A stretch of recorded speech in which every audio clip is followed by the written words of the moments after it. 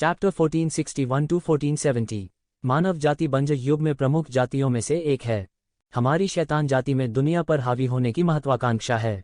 मानव जाति एक ऐसी दहलीज है जिसे पार नहीं किया जा सकता। मानव जाति की जितनी कम प्रतिभाएं हो उतना ही अच्छा है। हालांकि मानव जाति की युवा प्रतिभाएं असंख्य हैं। पहले फावुशुंग है और अब ये ज़िवेन है। वे दोनों अतुलनीय युवा प्रतिभाएं हैं। उन सबको मार देना ही बेहतर है। विशेष रूप से फावुशुंग, उन्होंने वास्तव में आपके प्रेम क्लेश को भड़काया। वह 10,000 बार मरने का हकदार है। श्रद्धेय ओल्ड शूरा की अभिव्यक्ति और भी ठंडी हो गई क्योंकि उन्होंने कहा, इस वजह से कि मैंने इस लड़के को देखा और उसे नहीं मारा, क्योंकि मैंने सोचा था कि आपको अभी या बाद में प्यार के क्लेश का अनुभव करना होगा। आप इसके लिए निर्दयी नहीं हो सकते। अपने पूरे जीवन अब पूरी तरह से हार मान लो। तो आप कह रहे हैं कि यह आप ही थे जिन्होंने उस कुतिया के लिए उसके गिरने की व्यवस्था की। मैन यून की अभिव्यक्ति गहरी हो गई। इसे मेरी व्यवस्था नहीं माना जा सकता। मैंने बस उसे थोड़ा सा मार्गदर्शन दिया, बस इतना ही। कौन जानता था कि फावुशुंग इतने दृढ़ नहीं होंगे।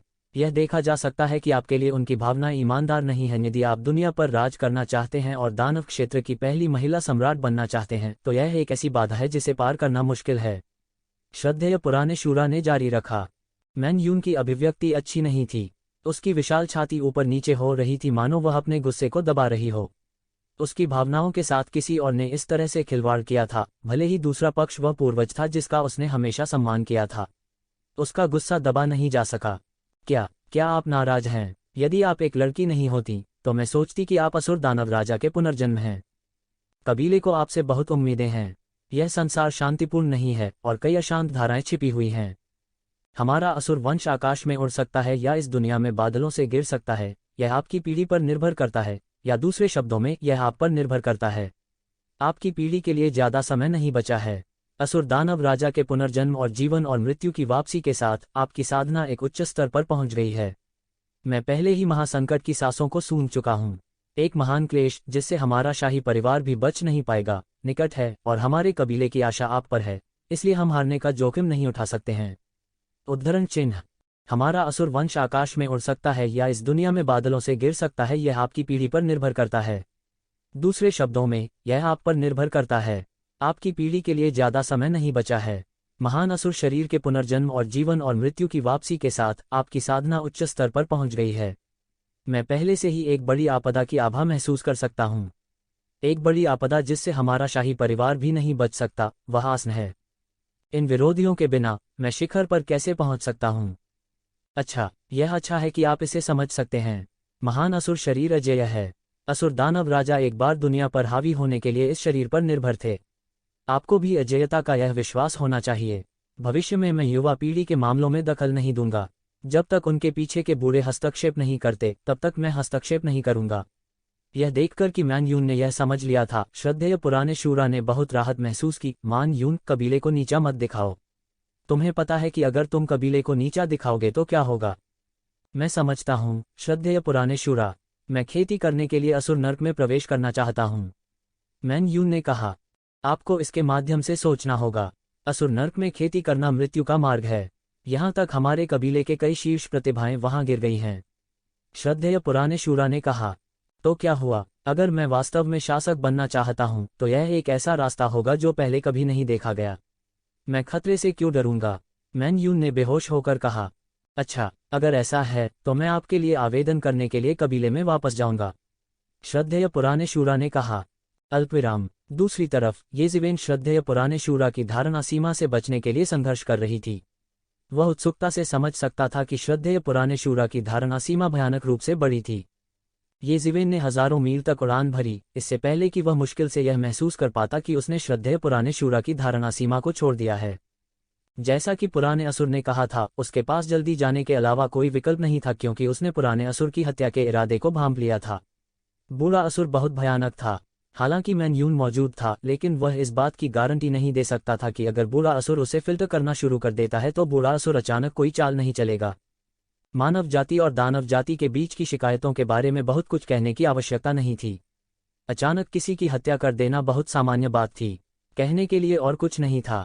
इसके अलावा उन्होंने वास्तव में श्रद्धेय पुराने शूरा के हत्या के इरादे को महसूस किया था।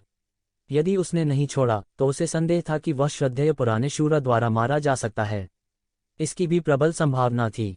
उसके पास छोड़ने के अलावा कोई चारा नहीं था। मानव लड़का, तुम कहाँ जा रहे हो? अचानक आकाश में भयंकर ध्वनि हुई। सैकड़ों श्रद्धेय शूरों के एक समूह ने वास्तव में एक सैन्य गठन किया था। एक पल में उन्होंने यक्षिवेन को पकड़ लिया और उसे घेर लिया। नेता असुर वंश का एक दानव सेनापति था। वह अधेड़ उम्र का था और उसका चेहरा असामान्य रूप से बदसूरत था। हालांकि उनके चेहरे पर उत्साह के संकेत थे। वह उत्साहित हुए बिना नहीं रह सका। उसे यक्षिवेन के यहाँ मिलने की उम्मीद नहीं थी। वह इस मानव विशेषज्ञ के बारे में कैसे नहीं जान सकता था जिसने पास के दानव क्षेत्र के विशेषज्ञों में हड़कंप मचा दिया था। विशेष रूप से उसने असुर वंश की राजकुमारी का अपहरण किया था। इससे असुर वंश में भारी खलबली मच गई। असुर कबीले में मानयून का दर्जा स्वाभाविक रूप से ऊंचा था। कई लोगों की नज़र में मानयून, जो महान असुर शरीर के साथ पैदा हुई थी, भविष्य में पहली महिला सम्राट बनने वाली एकमात्र उम्मीदवार थी। वह एकमात्र ऐसी भी थी जो पुरुष रॉयल हाइनेस के साथ प्रतिस्पर्धा कर सकती थी और भविष्य में अमरता प्राप्त कर सकती थी। ऐसे शख्स को असल में एक इंसान ने किडनैप किया था। असुर कबीले का सांग ज़िया कैसे उग्र नहीं हो सकता था। इस समय उसने वास्तव में यक्षिवेन को पकड़ लिया था। क्या उसने बहुत बड़ा योगदान नहीं दिया होगा? यदि वह यक्षिवेन को पकड़ सकता है तो न केवल उसे असुर कबीले के उच्च अधिकारी द्वारा पुरस्कृत किया जाएगा, बल्कि वह असुर कबीले के शाही उच्चता का पक्ष भी प्राप्त करेगा। यह एक तीर से दो निशाने साध रहा था। उसकी नज़र में यक्षिवेन अब एक इंसान नहीं था, बल्कि चलती फिरती मेधावी बातों का ढेर था। वह असुर कबीले द्वारा नियंत्रित पास के एक शहर का शहर भगवान था। असुर वंश के ये विशेषज्ञ उनके सबसे भरोसेमंद रक्षक थे। वह मूल रूप से बाहर आकर अपनी वफादारी दिखाना चाहता था, लेकिन उसे उम्मीद नहीं थी कि वे इस इंसान को रोक पाएंगे। इन दोनों इंसानों की बात ने दानव क्षेत्र की कई बड़ी हस्तियों का ध्यान खींचा था। इस समय यदि वह उनमें से किसी को भी रोक सकता है तो निस्संदेह उसे उच्च अधिकारी से बहुत सारे पुरस्कार प्राप्त होंगे। जाओ, इस आदमी को रोको। असुर कबीले के शहर भगवान ने गर्जना की और असुर कबीले के सभी रक्षकों ने स्वचालित रूप से एक भयानक सैन्य गठन किया। हालांकि ये रक्षक आकाशीय क्षेत्र में केवल आधे कदम के विशेषज्ञ थे। सैन्य गठन के बाद इसने स्वर्ग और पृथ्वी के बीच दानव क्यूई को तुरंत उबलना शुरू कर दिया। पूरी दुनिया ने सैन्य गठन के संचालन का बेहोशी से अनुसरण किया और तुरंत मिलके पत्थर की तरह यक्षिवेन की ओर बमबारी की। यक्षिवेन पीछे हटता रहा और 8 खजाने की देख पहले ही उसके सिर के ऊपर प्रकट हो चुकी थी। उसका पूरा शरीर सैन्य गठन में फंसा हुआ था, जैसे कि वह एक दलदल में गहरा था और उसके लिए मुक्त होने का कोई रास्ता नहीं था। सैन्य गठन की शक्ति के साथ ये सैकड़ों असुर जो आकाशीय क्षेत्र में आधा कदम थे, सभी ने अपनी शक्ति का आरोप लगाया और एक विशाल रक्त लाल ऊर्जा धार अचानक यक्षिवेन की ओर गिर गई। आकाशीय में कुछ विशेषज्ञों के हमलों के साथ मिश्रित क्षेत्र। बूम! ऊर्जा की धार सीधे यक्षिवेन की ओर उड़ी, भयानक गति से आकाश में बह रही थी। यह जहां भी गुजरा पूरा आकाश पूरी तरह से बिखर गया था, एक भयानक दरार का निर्माण करते हुए यक्षिवेन की दिशा में बिखर गया। यक्षिवेन ने अपने हाथों को फैलाया और उसकी 5 उंगलियों के बीच अनगिनत सुनहरी रोशनी खिल उठी, जिससे तुरंत एक दिव्य दीवार बन गई। बूम! इस समय वह भयानक गड़गड़ाहट सीधे दीवार पर धमाका हुआ, एक तूफानी समुद्र की तरह सभी दिशाओं में बहते हुए एक अद्वितीय भयानक उन्माद को सीधे सेट कर रहा था। टकरा जाना! भयानक सदमे की लहर ने पूरी पर्वत श्रृंखला को एक पल में पूरी तरह से चपटा कर दिया और अनगिनत पहाड़ की चट्टानें टुकड़ों में उड़ गईं, अनगिनत धुएं और धूल में बदल गईं, जिससे एक विशाल धुआं और धूल का बवंडर बन गया। यक्षिवेन ने उत्तराधिकार में कुछ कदम पीछे ले लिए, सीधे एक ही बार में पूरे आकाश को टुकड़ों में रौंद दिया और उसकी छाती में क्यूई और रक्त का एक विस्फोट हुआ, जो उनकी ऊर्जा धार द्वारा जबरन उड़ा दिया गया था। मूल रूप से, चाहे वह दिव्य क्षेत्र के पहले स्तर के हमले थे, दिव्य क्षेत्र के दूसरे स्तर के हमले थे, या वे विशेषज्ञ जो दिव्य क्षेत्र में आधा कदम थे, या ये के लिए बहुत अधिक खतरा पैदा करने के लिए पर्याप्त नहीं था यक्षिवेन, लेकिन इस असुर कबीले के महान की मदद से गठन, यह वास्तव में यक्षिवेन पर एक बड़ा दबाव बना सकता है, और कोई भी इस गठन की शक्ति की कल्पना कर सकता है। नरक में जाओ, लड़के, मेरी योग्यता बिंदु बन जाओ। जब तक मैं तुम्हें मारूंगा, मैं तुरंत शीर्ष पर पहुंच सकता हूं, और कबीले में मेरी स्थिति छलांग और सीमा से बढ़ जाएगी। इसलिए नरक में जाओ। अचानक यक्षिवेन के सामने एक खून की रोशनी चमक उठी और उस असुर शहर के भगवान की आकृति यक्षिवेन के सामने अचानक प्रकट हुई। उसके चेहरे पर एक भयावह मुस्कान थी, 5 उंगलियां मुट्ठी में बंधी हुई थीं और यक्षिवेन की ओर एक मुक्का मारा। असुर मुट्ठी! उसने सीधे तौर पर अशूरा कबीले की सिग्नेचर मार्शल आर्ट की धज्जियां उड़ा दीं। उनके नियंत्रण में असीम मुट्ठी ऊर्जा एक विशाल असुर में परिवर्तित हो गई। इसने अपना खूनी मुंह खोला और तुरंत यक्षिवेन की ओर काट लिया। ऐसा लग रहा था कि वो यक्षिवेन को एक काटने में ही मौत के घाट उतार देना चाहता था। यक्षिवेन ने भी अपनी 5 उंगलियों को मुट्ठी में जकड़ लिया, सितारों की अनगिनत शक्ति को संघनित किया और मौके पर विस्फोट कर दिया। बूम! तारों की शक्ति और असुर की छाया में भयंकर टक्कर हुई, जिससे अनंत दिव्य प्रकाश फूट पड़ा। असीम दैवीय तेज उस स्थान पर फूट पड़ा जो शून्य को भेद रहा था। दरार, येज़िवेन को मौके पर ही विस्फोट से उड़ा दिया गया। उनके फिगर ने बार बार शून्य में एक बड़ी दरार खींची और बड़ी मुश्किल से अपने कदमों को रोकने में कामयाब रहे। उसका चेहरा लाल हो गया था और वह अपनी क्यूई और रक्त को अपने शरीर से बहने से नहीं रोक सका। उसे लगभग मौत के घाट उतार दिया गया था। यदि यह एक सामान्य व्यक्ति होता तो यह उतना सरल नहीं होता जितना उसकी ची और रक्त का बढ़ना। संभवतः उसकी मौके पर ही मौत हो गई होगी। Half step celestial realm late stage का उल्लेख नहीं है, यहाँ तक एक साधारण दिव्य रियलम थर्ड लेवल को भी एक पंच से मौत के घाट उतार दिया जाएगा। यह असुर पास की असुर नगरी का नगर स्वामी होने के योग्य था। साधना के मामले में वह सबसे अधिक संभावना पहले से ही स्वर्ग की श्रेणी के चौथे स्वर्ग में कदम रख चुका था। अगर ऐसा नहीं होता तो वह एक इलाके को दबाकर सिटी लॉर्ड नहीं बन पाते। सभी को पता होना चाहिए कि ये राक्षस स्वभाव से चालाक और अत्याचारी थे। उन्हें प्रबंधित करना मनुष्यों की तुलना में कहीं अधिक कठिन था। एकमात्र कारण जो उन्हें वश में कर सकता था वह अत्याचारी शक्ति थी। दानव क्षेत्र में भी दिव्य क्षेत्र के चौथे स्तर तक पहुंचना अभी भी आसान बात नहीं थी। केवल जब कोई दिव्य क्षेत्र के चौथे स्तर या उससे ऊपर पहुंचता है तो उसे एक क्षेत्र को दबाने और एक छोटा सामंती स्वामी बनने का अवसर मिल सकता है। इस नगरी को कम मत समझना प्रभु। प्राचीन समय में काउंटी मजिस्ट्रेट को भी मार्किस बेली नहीं कहा जाता था, जो एक क्षेत्र के प्रभारी थे। दानव क्षेत्र में भी इसे अभी भी अत्यंत प्रमुख माना जाता था। जब असुर नगर के भगवान ने देखा कि वह एक शिवेन को नहीं मार सकता तो वह बहुत हैरान हुआ। यह छोटा आधा कदम दिव्य क्षेत्र देर चरण का मानव अपने मुके से नहीं मारा गया था।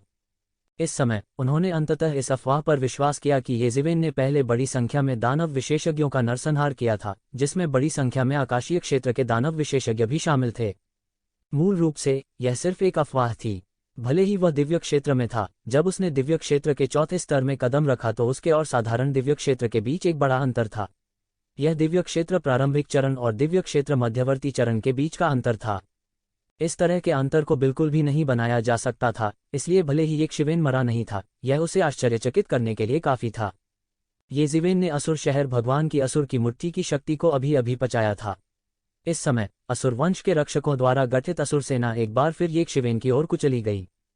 येज़िवेन ने बार बार बिग बैंग स्टारडस्ट फिस्ट पर बमबारी की और लगातार घेरने वाली सेना पर बमबारी की। हालांकि इसका कुछ खास असर नहीं हुआ।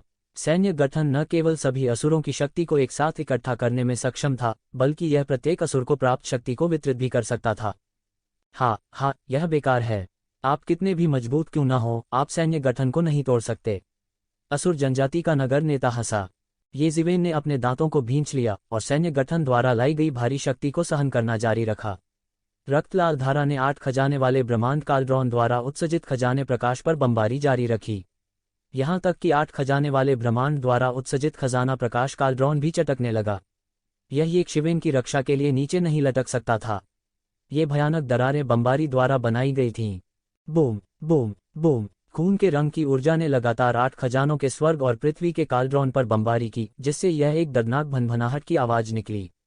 मैं इस तरह जारी नहीं रख सकता, अन्यथा यहाँ तक 8 खजानों का स्वर्ग और पृथ्वी का हंडा भी देर सबेर टूट जाएगा। उस समय 8 खजानों के स्वर्ग और पृथ्वी देव की मदद के बिना येज़िवेन केवल सीधे विरोध कर सकती थी, और अगर उसने सीधे विरोध किया तो गंभीर परिणामों की कल्पना की जा सकती थी।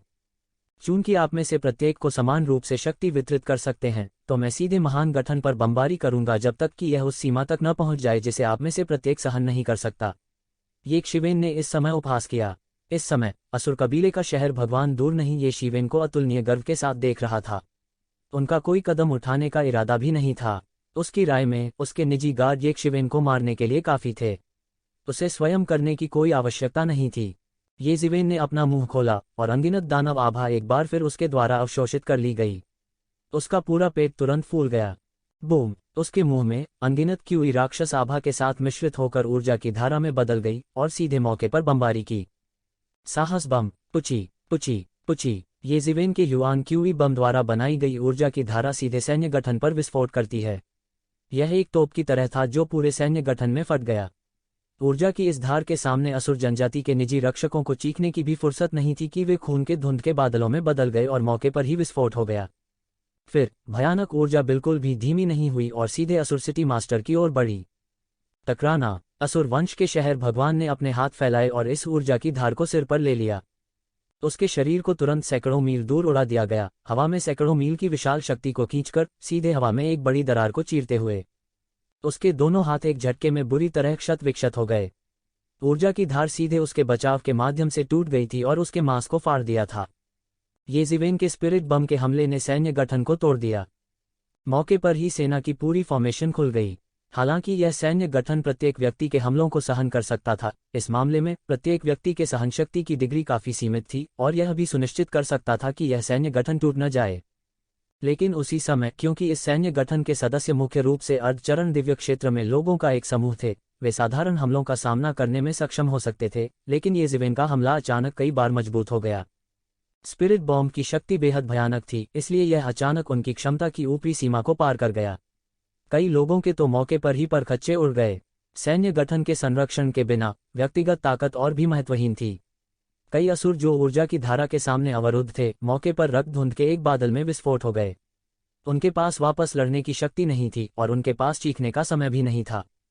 सेना के सामान्य सदस्यों का तो कहना ही क्या, यहाँ तक असुर नगर के भगवान को भी येज़िवेन ने घायल कर दिया था। हालांकि यह केवल एक मामूली चोट थी, फिर भी यह उसके लिए अविश्वसनीय थी, जो पहले ही दिव्य क्षेत्र के चौथे स्तर, दिव्य क्षेत्र मध्यवर्ती चरण में कदम रख चुका था। और इस समय येज़िवेन को जरा सी भी हिचकिचाहट नहीं थी। तलवार के इरादे से घनीभूत एक लंबी तलवार सीधे उसके हाथ में दिखाई दी और तलवार की रोशनी की एक चमक निकली, सीधे कई आधे चरण वाले दिव्य क्षेत्र असुरों के माध्यम से बंद हो गई। पुची पुची पुची। येज़िवेन की हरकतें अविश्वसनीय रूप से तेज थीं, लेकिन उनके पास प्रतिक्रिया करने का समय भी नहीं था। उनके भौतिक शरीर हवा के बीच में धंस गए, खून के धुंध के बादल में बदल गए और उनकी आत्माएं नष्ट हो गईं। इस समय एक आकाशीय क्षेत्र असुर येज़िवेन की ओर दौड़ा, सीधे असुर डोमेन खोलकर येज़िवेन को यहां रखना चाहता था। लेकिन इस समय येज़िवेन केवल बचना चाहती थी। उसके हाथ में लंबी तलवार ने तुरंत एक भयानक तलवार की रोशनी को उड़ा दिया, इस दिव्य क्षेत्र असुर के असुर डोमेन को नष्ट कर दिया। वह सीधे असुर पर बंद हो गया और सीधे मौके पर ही कट गया। टकराना। इस असुर को येज़िवेन ने मौके पर ही मार डाला, तुरंत विस्फोट हो गया और उसके पूरे शरीर को दो हिस्सों में काट दिया गया। पूरी प्रक्रिया इतनी तेज थी कि बहुत से लोगों को स्पष्ट रूप से दिखाई भी नहीं दे रहा था कि क्या हो रहा है, और यह दिव्य क्षेत्र असुर पहले ही येज़िवेन द्वारा काट दिया गया था। और इस आकाशीय क्षेत्र असुर के प्रभारी के बिना सैन्य गठन का यह क्षेत्र सीधे खुल गया था और येज़िवेन तुरंत इस अंतराल से बचकर सुनहरी रोशनी से भरे आकाश से बाहर निकल गए। गर्जन। इस समय असुर नगर भगवान येज़िवेन द्वारा दिए गए पिछले प्रहार से अंततः उबर गए, लेकिन इस समय येज़िवेन द्वारा सैन्य गठन में एक बड़ा अंतर पहले ही खुल चुका था और इस समय येज़िवेन तुरंत बदल गए थे सुनहरी रोशनी के एक बादल में बचने के लिए, और यह बस था पकड़ना असंभव। अरे बव्वा, मुझे तुम्हें पकड़ने मत दो। वह इतना उदास था कि वह मरना चाहता था। इस बार कहा जा सकता है कि उन्हें दोहरा नुकसान हुआ था। उनके हाथ में जो श्रेय था वह उड़ गया था। इसके अलावा उनके निजी गार्डों को भारी नुकसान हुआ था और वे पहले से ही कुछ हद तक घायल हो गए थे। यह उसे उदास कैसे नहीं कर सकता था। पीछे हटो, शहर लौटो। इस समय वह येज़िवेन के अस्तित्व को महसूस नहीं कर सकता था और केवल असहाय रूप से अपने घावों को चाटने के लिए शहर लौटने का विकल्प चुन सकता था। पहले वह कुछ हद तक भाग्यशाली था कि वह आधे रास्ते में येज़िवेन से मिल सका, लेकिन उसने नहीं सोचा था कि वह फिर से इतना भाग्यशाली होगा। जहां तक शिवेन को खोजने की बात है तो यह और भी मुश्किल होगा। यदि यह इतना आसान होता तो येज़िवेन दूसरे उच्च स्तरीय असुर कबीले द्वारा बहुत पहले मिल गए होते। लेकिन वह नहीं जानता था कि जब वह अपने निजी गार्डों के साथ निकला तो एक जोड़ी आंखें उन्हें घूर रही थीं। उनके जाने के बाद शून्य में एक हरे रंग की आकृति दिखाई दी। यह व्यक्ति कोई और नहीं बल्कि येज़िवेन थी। येज़िवेन ने अपनी आंखें टेढ़ी कर ली क्योंकि उन्होंने इस असुर शहर भगवान को जाते हुए देखा और ठंडेपन से कहा, आप इसे इस तरह समाप्त करना चाहते हैं? यह अभी भी जल्दी है।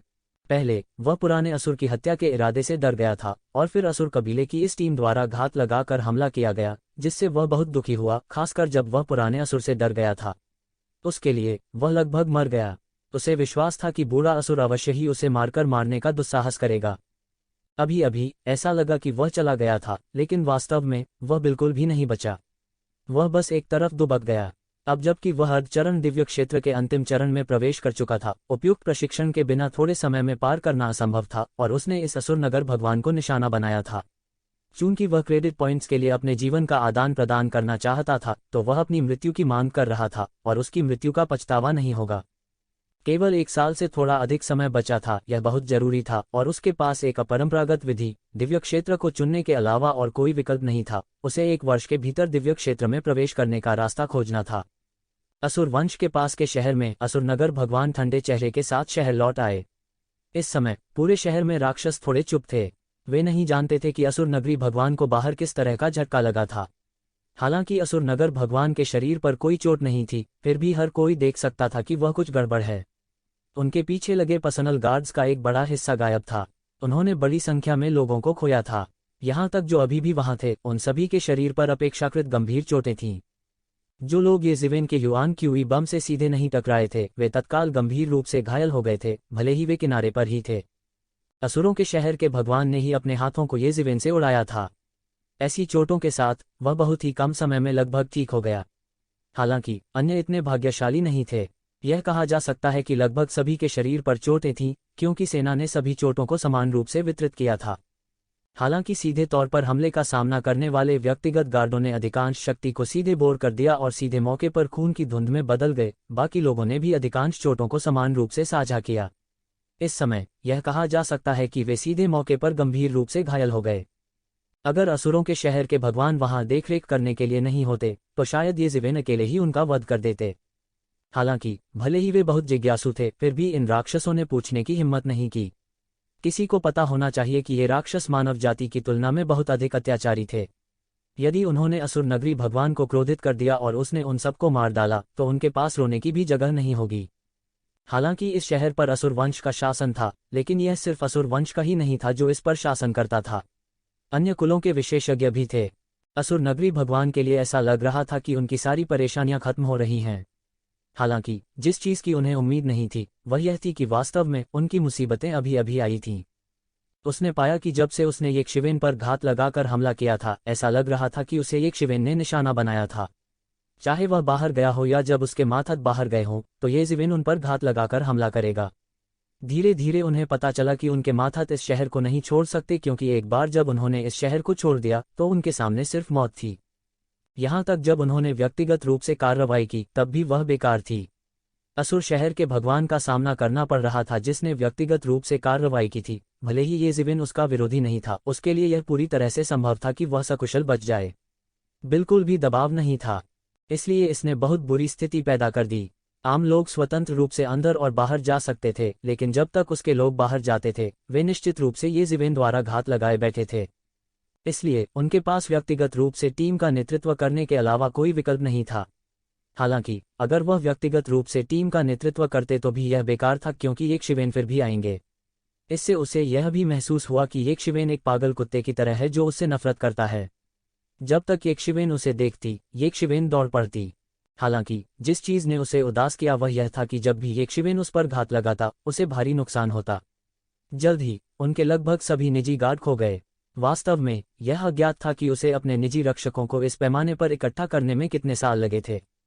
यहाँ तक अगर येज़िवेन आधे कदम वाले आकाशीय क्षेत्र के विशेषज्ञों जैसे मुर्गियों और कुत्तों का वध करते हैं, तो ऐसे विशेषज्ञ दानव क्षेत्र में भी दुर्लभ थे। यह कहने की बात नहीं है कि उनके बीच कई दिव्य क्षेत्र विशेषज्ञ भी थे। आकाशीय क्षेत्र के विशेषज्ञ बहुत आम नहीं थे, चाहे वह प्राचीन बैरेंस महाद्वीप में हो या दानव क्षेत्र में। दिव्य क्षेत्र के विशेषज्ञों का दानव क्षेत्र में भी बहुत उच्च दर्जा था।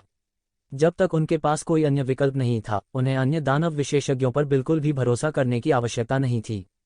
इससे यह देखा जा सकता था कि इन विशेषज्ञों को नियुक्त करना उनके लिए कितना कठिन था।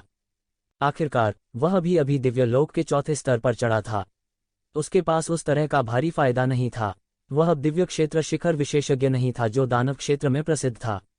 सिर्फ उनका नाम ही कई लोगों को उनसे जुड़ने के लिए आकर्षित कर सकता है। भले ही येक्षिवेन हर बार उसके लिए एक बड़ा खतरा नहीं बन सकता था, लेकिन अपने मातहतों के लिए वह हर बार कुछ नुकसान कर सकता था। लंबे समय के बाद उनके निजी रक्षकों को नष्ट कर दिया गया। इन व्यक्तिगत रक्षकों के बिना साधारण उत्कृष्ट क्षेत्र या यहाँ तक सामान्य दानव सेना पर भरोसा करके येज़िवेन के लिए कोई खतरा पैदा करना असंभव था, जो उत्कृष्ट क्षेत्र तक भी नहीं पहुंचा था।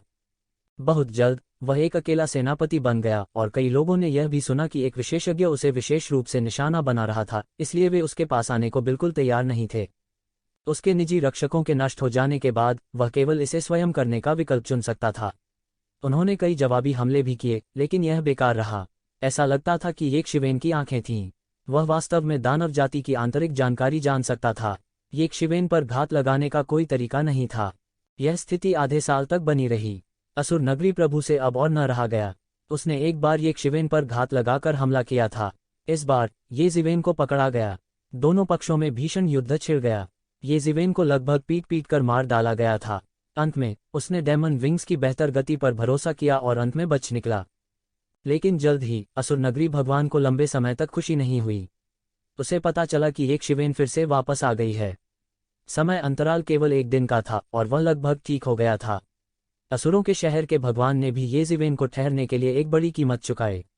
इस समय वह ठीक होने से बहुत दूर था। इस लड़ाई में दोनों पक्षों में फिर जमकर मारपीट हुई।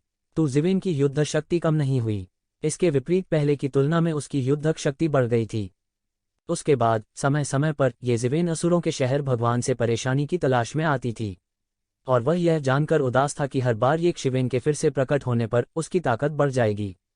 हालांकि यह अभी भी उसके साथ तुलनीय नहीं था, यह हर बार करीब होगा। और युद्धक शक्ति तीसरे स्काई ऑफ स्काई दायरे के शिखर के करीब और करीब आ रही थी। साधारण तीसरे स्वर्ग के दायरे के विशेषज्ञ उसकी तुलना में कुछ भी नहीं थे, वे बस मैल थे। हालांकि असुर शहर के भगवान येशिवेन को हमेशा दबा सकते थे, उन्होंने पाया कि उनके लिए येशिवेन को दबाना अधिक से अधिक कठिन था।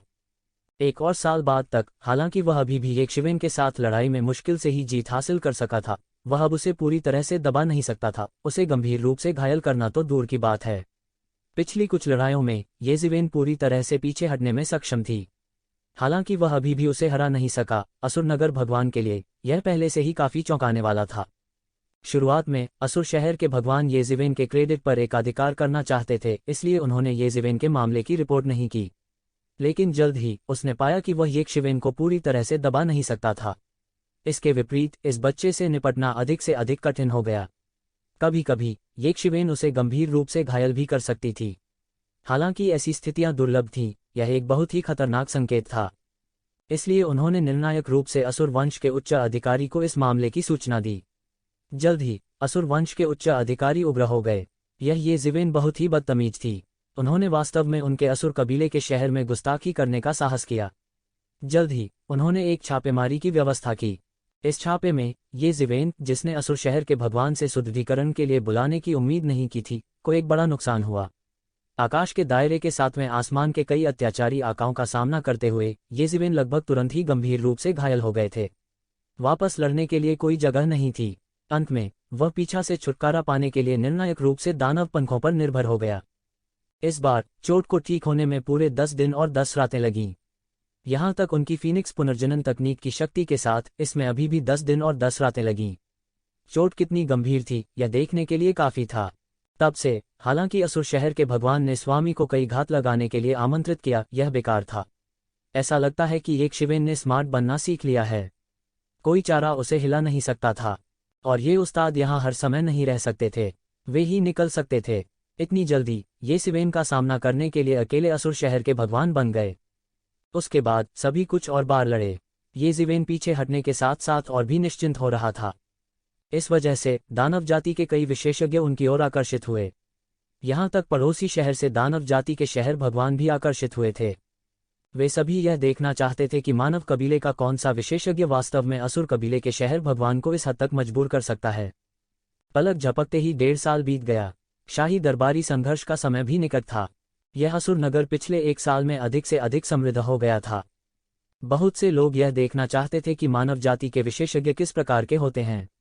इसके अलावा जैसे जैसे येशिवेन को अधिक से अधिक बार भेजा गया, उसके सिर पर इनाम भी बढ़ गया था। बहुत से विशेषज्ञ जो सोचते थे कि वे काफी मजबूत थे, उन्होंने इस समय इस शहर में आना चुना था। वे देखना चाहते थे कि क्या वे अपनी किस्मत आजमा सकते हैं और मानव जाति के इस अहंकारी विशेषज्ञ से मिल सकते हैं। वे देखना चाहते थे कि क्या वे भाग्यशाली हो सकते हैं और मानव जाति के इस अहंकारी विशेषज्ञ से मिल सकते हैं। इसके अलावा बहुत से लोग जानते थे कि येशिवेन केवल असुर कबीले के शहर भगवान को निशाना बना रही थी।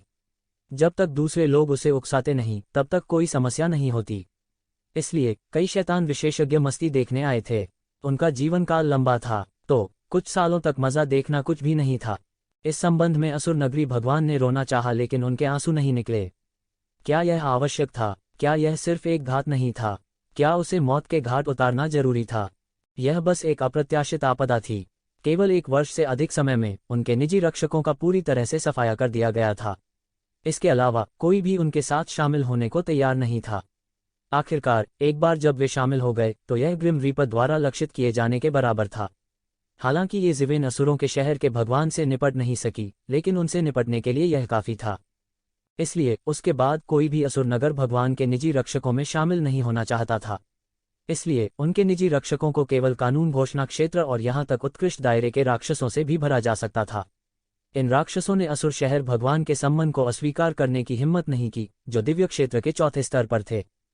ये शिवेन को अब उनमें कोई दिलचस्पी नहीं थी। उसका मुख्य लक्ष्य असुर नगरी भगवान से निपटना था। असुर नगर भगवान ने तुरंत प्रतिक्रिया दी। ये ज़िवेन पागल कुत्ता नहीं था जिसके पास कोई समझ नहीं थी और वह उसे जाने नहीं देता था। इसके विपरीत ये ज़िवेन स्पष्ट रूप से उसे एक सीढ़ी, एक सान के रूप में उपयोग कर रहा था। वह उसका उपयोग अपनी ताकत को बढ़ाने के लिए करना चाहता था। जब वह इस नतीजे पर पहुंचा तो उसे समझ नहीं आ रहा था कि हंसे या रोए। डेमन डोमेन में इतने सारे विशेषज्ञ थे, क्या उस पर नजर रखने की जरूरत थी? वह तुरंत आग बबूला हो गया। वह दिव्य क्षेत्र के चौथे स्तर पर एक मास्टर था। दानवों के क्षेत्र में भी उनकी पहचान एक छोटे सामंत की थी। अब वह किसी और के लिए सीढ़ी बन गए थे। वह कितना अपमानजनक था। लेकिन भले ही वह जानता था और क्रोधित था, यह बेकार था। ये ज़िवेन का सामना करने के बाद भी उनके पास उससे निपटने का कोई तरीका नहीं था।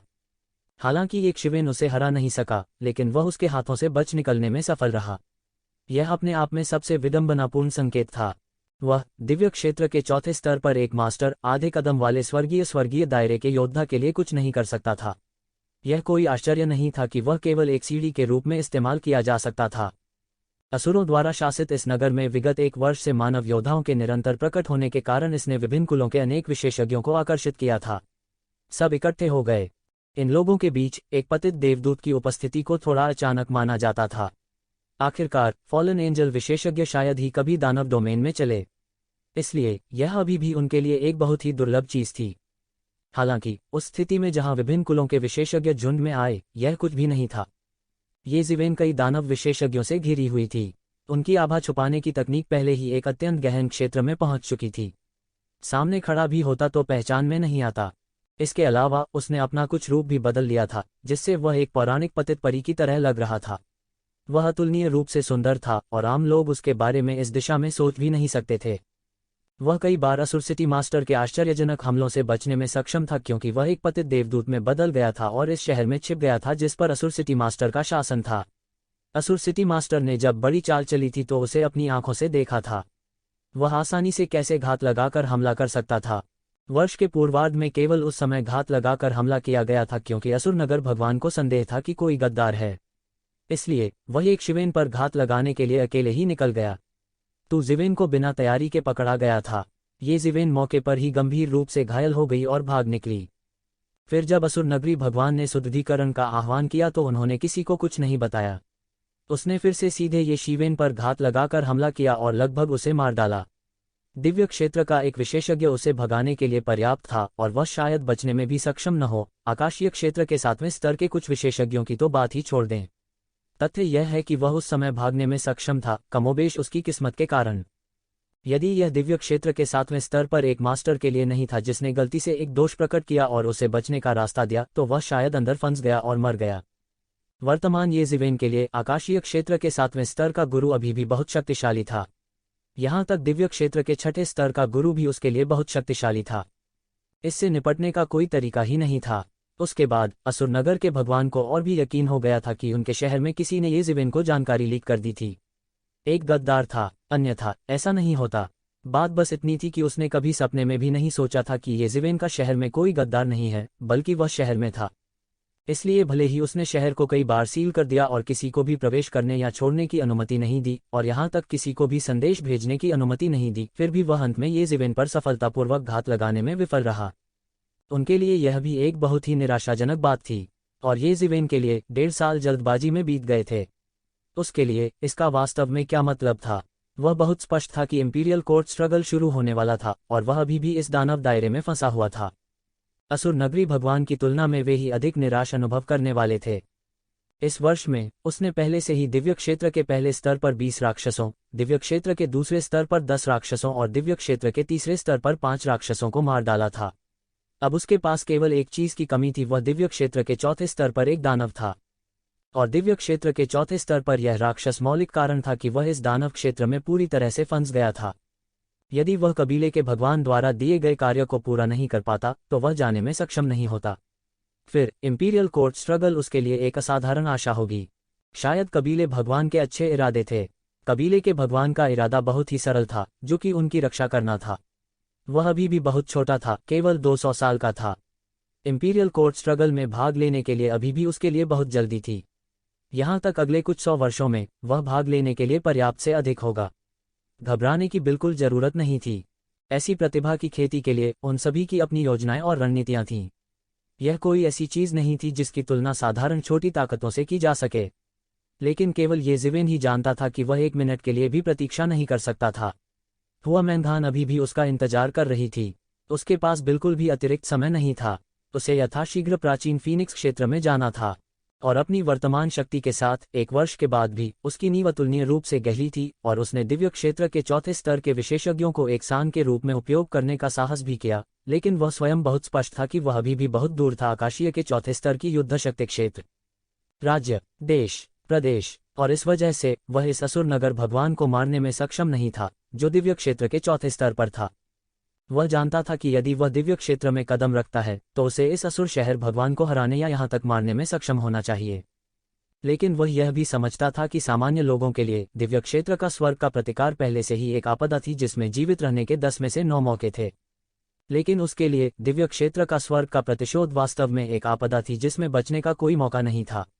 इसलिए भले ही उसकी नींव आम लोगों की तुलना में अतुलनीय रूप से गहरी थी, फिर भी उसने लापरवाही से कदम उठाने की हिम्मत नहीं की, क्योंकि वह बहुत स्पष्ट था कि यदि उसने वास्तव में दिव्य क्षेत्र के स्वर्ग के प्रतिशोध को शुरू किया तो वह वास्तव में मर सकता है।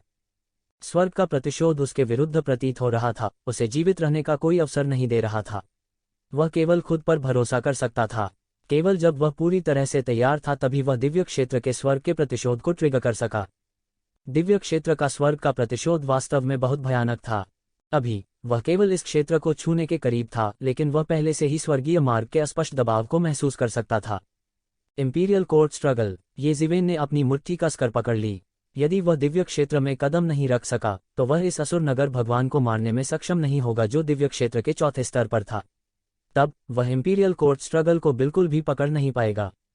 इस इंपीरियल कोर्ट स्ट्रगल के लिए उन्होंने पूरे 10 साल की तैयारी की थी। 10 साल का समय, क्या वह ऐसे ही हार मानने वाला था? यह सोचकर उसका हृदय निश्चय ही अनिच्छुक था। वह पहले ही इस मुकाम पर पहुंच चुका था, केवल एक कदम दूर। इंपीरियल कोर्ट स्ट्रगल, वह बिल्कुल हार नहीं मानेगा।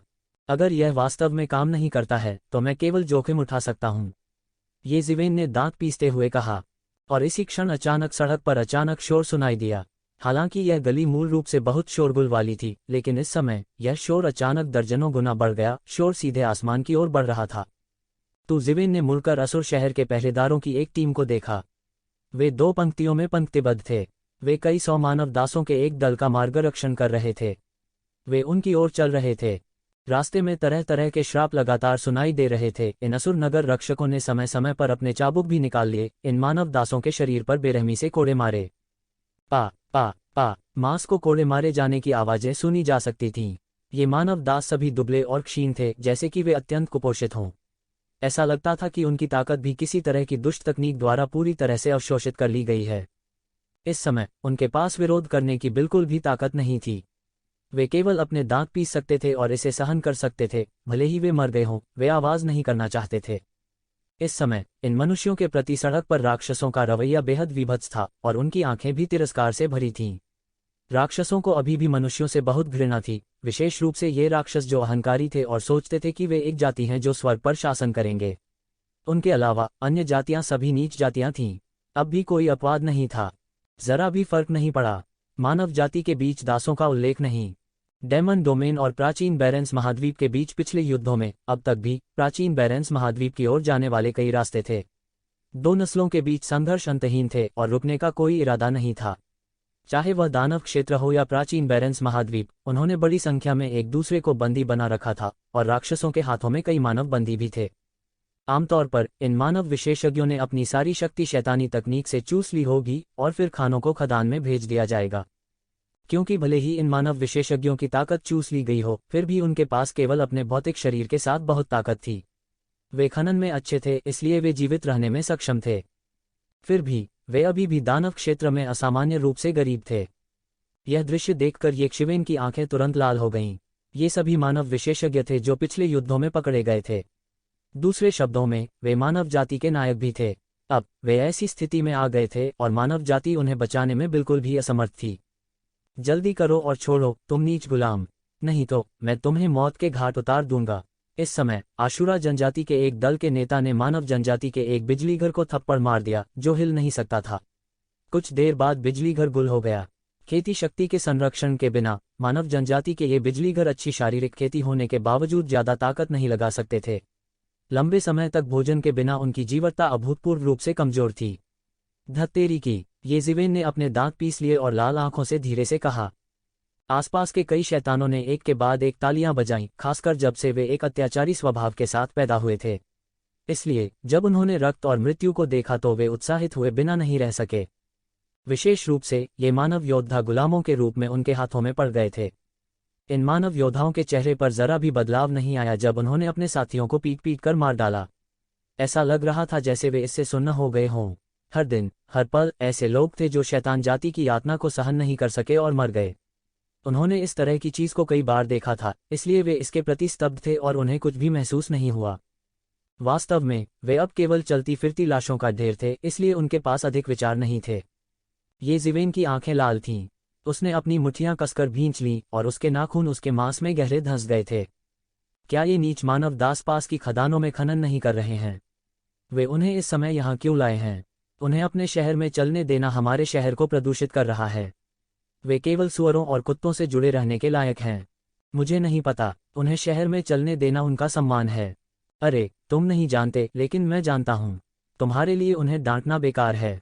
वे पहले से ही चलती फिरती लाशें हैं और सबसे महत्वपूर्ण बात, वे जल्द ही मरने वाले हैं। इसी समय एक असुर ने उपहास करते हुए कहा, मरने जा रहे हो? क्या हो रहा है? इस असुर के शब्दों ने अचानक बहुत से लोगों का ध्यान आकर्षित किया। तू ज़ीवेन भी उनमें से थे? क्या कोई मानव योद्धा नहीं है जो हाल ही में हमें परेशान कर रहा है? अब उसने हमारे नगर भगवान को नाराज कर दिया है, इसलिए हमारे नगर भगवान इन सभी मानव दासों को मारना चाहते हैं। उस असुर ने उपहास किया और कहा, अब हमारे नगर भगवान एक अपरिहार्य जाल की व्यवस्था की है। समय आने पर हम इन मानव दासों को बैचों में मार डालेंगे। देखते हैं कि वह मानव योद्धा प्रकट होगा या नहीं। अगर वह प्रकट होता है तो वह मर जाएगा। यदि वह प्रकट नहीं होता है तो इन मानव दासों को जत्थों में मार दिया जाएगा। देखते हैं कि क्या वह अभी भी सह सकता है जब वह अपने हमवतन को एक एक करके मारते हुए देखता है। तो यह इस तरह है। यह वास्तव में एक अच्छी योजना है, लेकिन क्या वे डरते नहीं हैं कि वह पता लगा लेगा? इसमें डरने की क्या बात है? यह अपने आप में एक खुली साजिश है। इसके अलावा यह सिर्फ मानव गुलामों का एक झुंड है, वे किसी लायक नहीं हैं। यदि वे मरते हैं तो ऐसा ही हो, असुर ने उदासीनता से कहा। दानव क्षेत्र में हालांकि विभिन्न दासों में मानव दासों की संख्या सबसे कम थी, वास्तव में वे अधिक मूल्य के नहीं थे। इस तथ्य के अतिरिक्त कि वे स्वतंत्र श्रमिक थे, उनका कोई अधिक मूल्य नहीं था। इसके अलावा अगर वह दिखाई नहीं देता है तो हम इस खबर को मानव जाति तक फैला देंगे। अब हम पहले से ही उसका नाम जानते हैं, वह येज़िवेन है। अगर मैं गलत नहीं हूं तो उसे एक अत्याचारी होना चाहिए मानव जाति। वह ये परिवार का वंशज है। इसके अलावा उसे स्वर्ग का गौरव विशेषज्ञ होना चाहिए। क्या आपको लगता है कि हमारे द्वारा इस खबर को फैलाने के बाद भी येज़िवेन के पास मानव जाति में पैर जमाने की जगह होगी? क्या इंसानों को लड़ाई झगड़े सबसे ज्यादा पसंद नहीं थे? जब वह समय आएगा तो वह संकट में पड़ जाएगा। इसलिए चाहे यह योजना सफल हो या न हो, यह प्रभावी होगी। बस काफी है, असुर ने उपहास के साथ जोड़ा। क्या भयावह योजना है? येज़िवेन ने अपनी मुट्ठी बंद की और कहा, यदि यह योजना वास्तव में सफल रही तो यह अनिवार्य रूप से ट्विस्ट और टर्न की एक श्रृंखला होगी। ये परिवार में बहुत सारे लोग थे जो उसे पसंद नहीं करते थे। यह ठीक होता अगर वे उस पर नियंत्रण नहीं रखते। हालांकि अगर वे उस पर काबू पा लेते तो वे एक बड़ा आंदोलन कर सकते थे। बहुत गर्म खून वाले लोग थे जो शैतान जाति से नफरत करते थे। अगर वे जानते थे कि येज़िवेन ने उन्हें नहीं बचाया, तो भले ही वे जानते थे कि उन्हें दानव क्षेत्र में बचाना असंभव था, फिर भी यह बहुत आलोचना करने के लिए पर्याप्त होगा। उस समय यह अवश्यंभावी होगा कि ट्विस्ट और टर्न की एक श्रृंखला होगी। इसके अलावा कुछ लोग आग में ईंधन डालेंगे। उस समय येज़िवेन की प्रतिष्ठा अच्छी नहीं होगी। भले ही एक समझदार व्यक्ति जानता था कि उन लोगों को बचाना असंभव है, लेकिन फिर भी तर्कहीन लोगों ने बहुमत पर कब्जा कर लिया। इसलिए यह समस्या केवल एक गर्म आलू थी। मानव जाति की कई प्रमुख शक्तियां शैतान जाति के हाथों में पड़ गई थीं। हालांकि उनमें से किसी ने भी उन्हें बचाने का प्रस्ताव नहीं दिया। ऐसा नहीं था कि वे अनिच्छुक थे, लेकिन वे नहीं कर सके। यदि वे ऐसा कर पाते तो बहुत पहले ही कर चुके होते। वे अब तक क्यों इंतजार करेंगे? यह एक अत्यंत कष्टदायक मामला था। हाँ, अगर ऐसा है तो यह दिलचस्प होगा। हालांकि मैंने इस मानव लड़के के बारे में सुना है। मैं यहाँ कई महीनों से हूँ। हालांकि मैंने उसे एक बार भी नहीं देखा। मुझे इस बार डर लग रहा है। मेरे पास है एक मौका। यह सही है। मैं यह भी जानना चाहता हूँ कि वह किस तरह का इंसान है। वह वास्तव में मेरी जाति में अराजकता पैदा कर सकता है। कई शैतानों ने व्यक्त किया था कि उन्हें इस मानव योद्धा को अवश्य देखना चाहिए। हालांकि वे नहीं जानते थे कि जिस मानव योद्धा को वे देखना चाहते थे वह वास्तव में उनके ठीक बगल में था। ये ज़िवेन ने अपनी आंखें सिकोड़ लीं।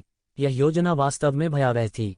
अगर यह कोई और योजना होती तो शायद ये ज़िवेन उदासीन रहती। हालांकि हमेशा कुछ चीजें थीं जो वह बर्दाश्त नहीं कर सकता था। उसने अपनी सांस को शांत किया और खुद से कहा, शांत हो जाओ, मुझे शांत होना चाहिए। इस समय अगर मुझे उकसाया गया और कोई कदम उठाया गया तो इस बात की पूरी संभावना थी कि मैं यहाँ अपनी जान गंवा दूंगा।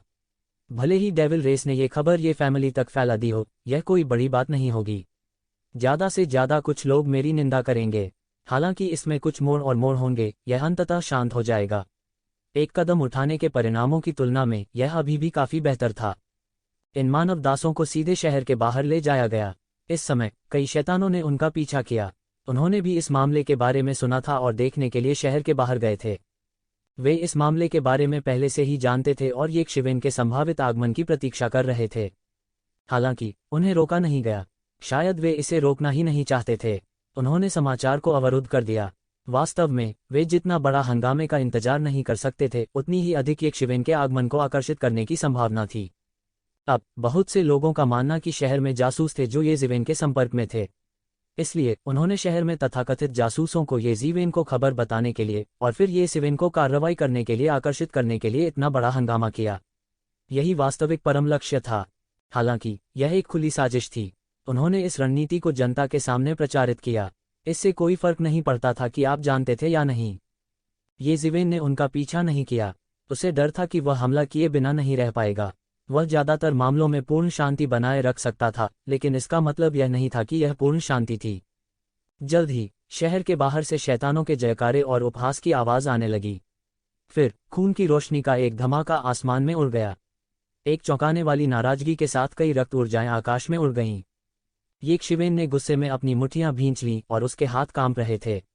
वह जानता था कि मानव दासों के एक समूह को सीधे मार डाला गया था और इन मानव दासों की नाराजगी उनकी मृत्यु से पहले जारी हो गई थी। वे मानव जाति के गौरव थे, लेकिन अब उनका ऐसा हश्र हो गया था। जो आक्रोश उनके दिलों में दब गया था वह उनकी मृत्यु से पहले सीधे निकल गया था और सीधे मौके पर ही साकार हो गया था।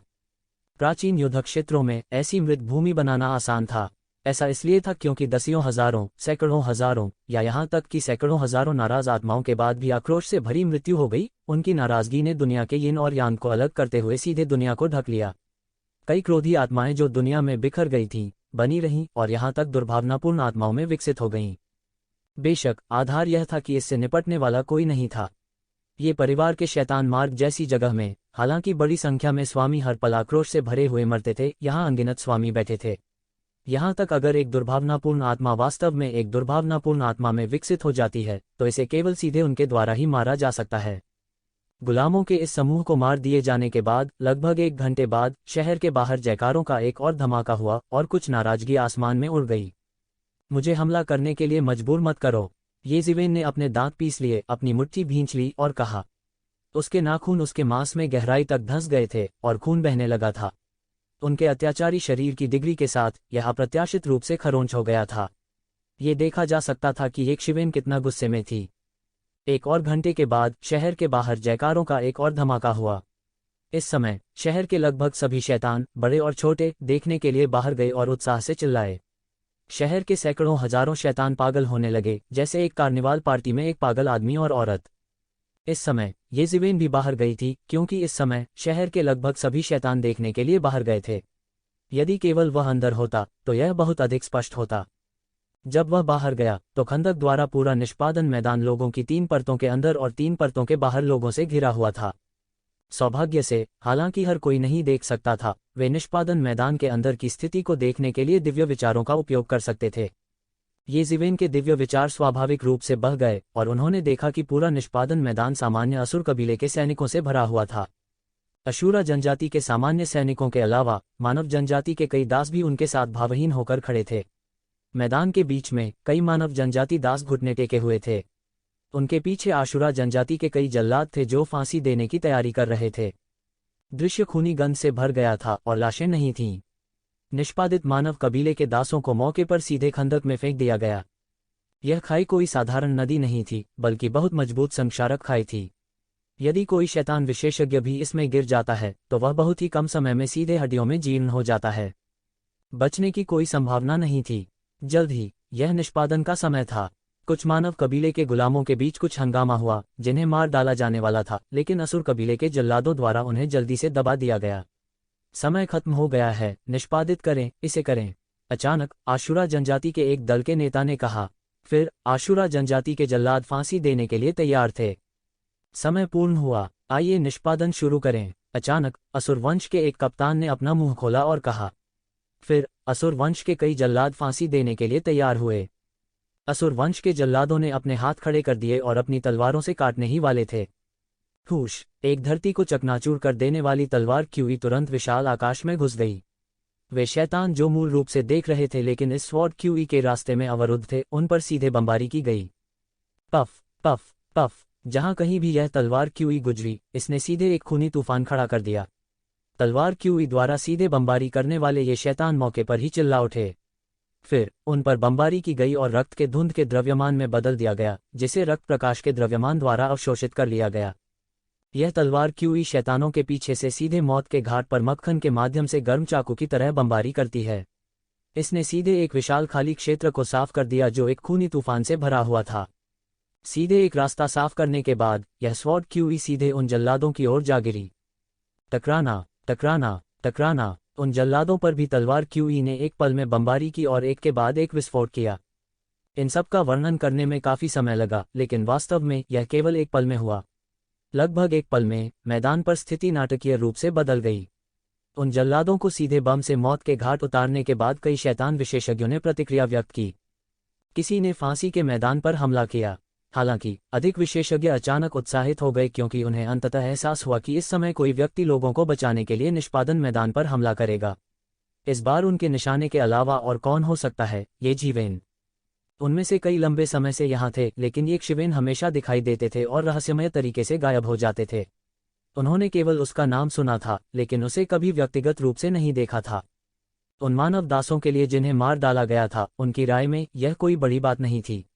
ये ज़िवेन को बाहर आने के लिए आकर्षित करने का यह सिर्फ एक बहाना था। जब तक ये ज़िवेन बाहर आता, तब ये लोग वास्तव में उसकी बिल्कुल भी परवाह नहीं करते थे। एक पल में सभी प्रकार के दिव्य विचार पूरे विश्व में फैल रहे थे। जल्द ही उन्होंने एक आदमी को हरे वस्त्र में आकाश में दिखाई दिया। वह धीरे धीरे ऊपर चला गया और ऐसा लगता था कि प्रत्येक चरण में एक लय है। हर कदम सीधे भीड़ के दिलों पर पड़ता था। उनके द्वारा उठाया गया हर कदम एक विशेष आवृत्ति को ट्रिगर करने में सक्षम प्रतीत होता था, जिससे सभी के दिल पूरी तरह से धड़कना बंद कर देते थे। उसके शरीर से शत्रुता की भयावह आभा निकल रही थी, मानो वह मारने के लिए आ रहा कोई असुर हो। उनकी भयानक आध्यात्मिक शक्ति ने उपस्थित सभी लोगों को कुचल दिया।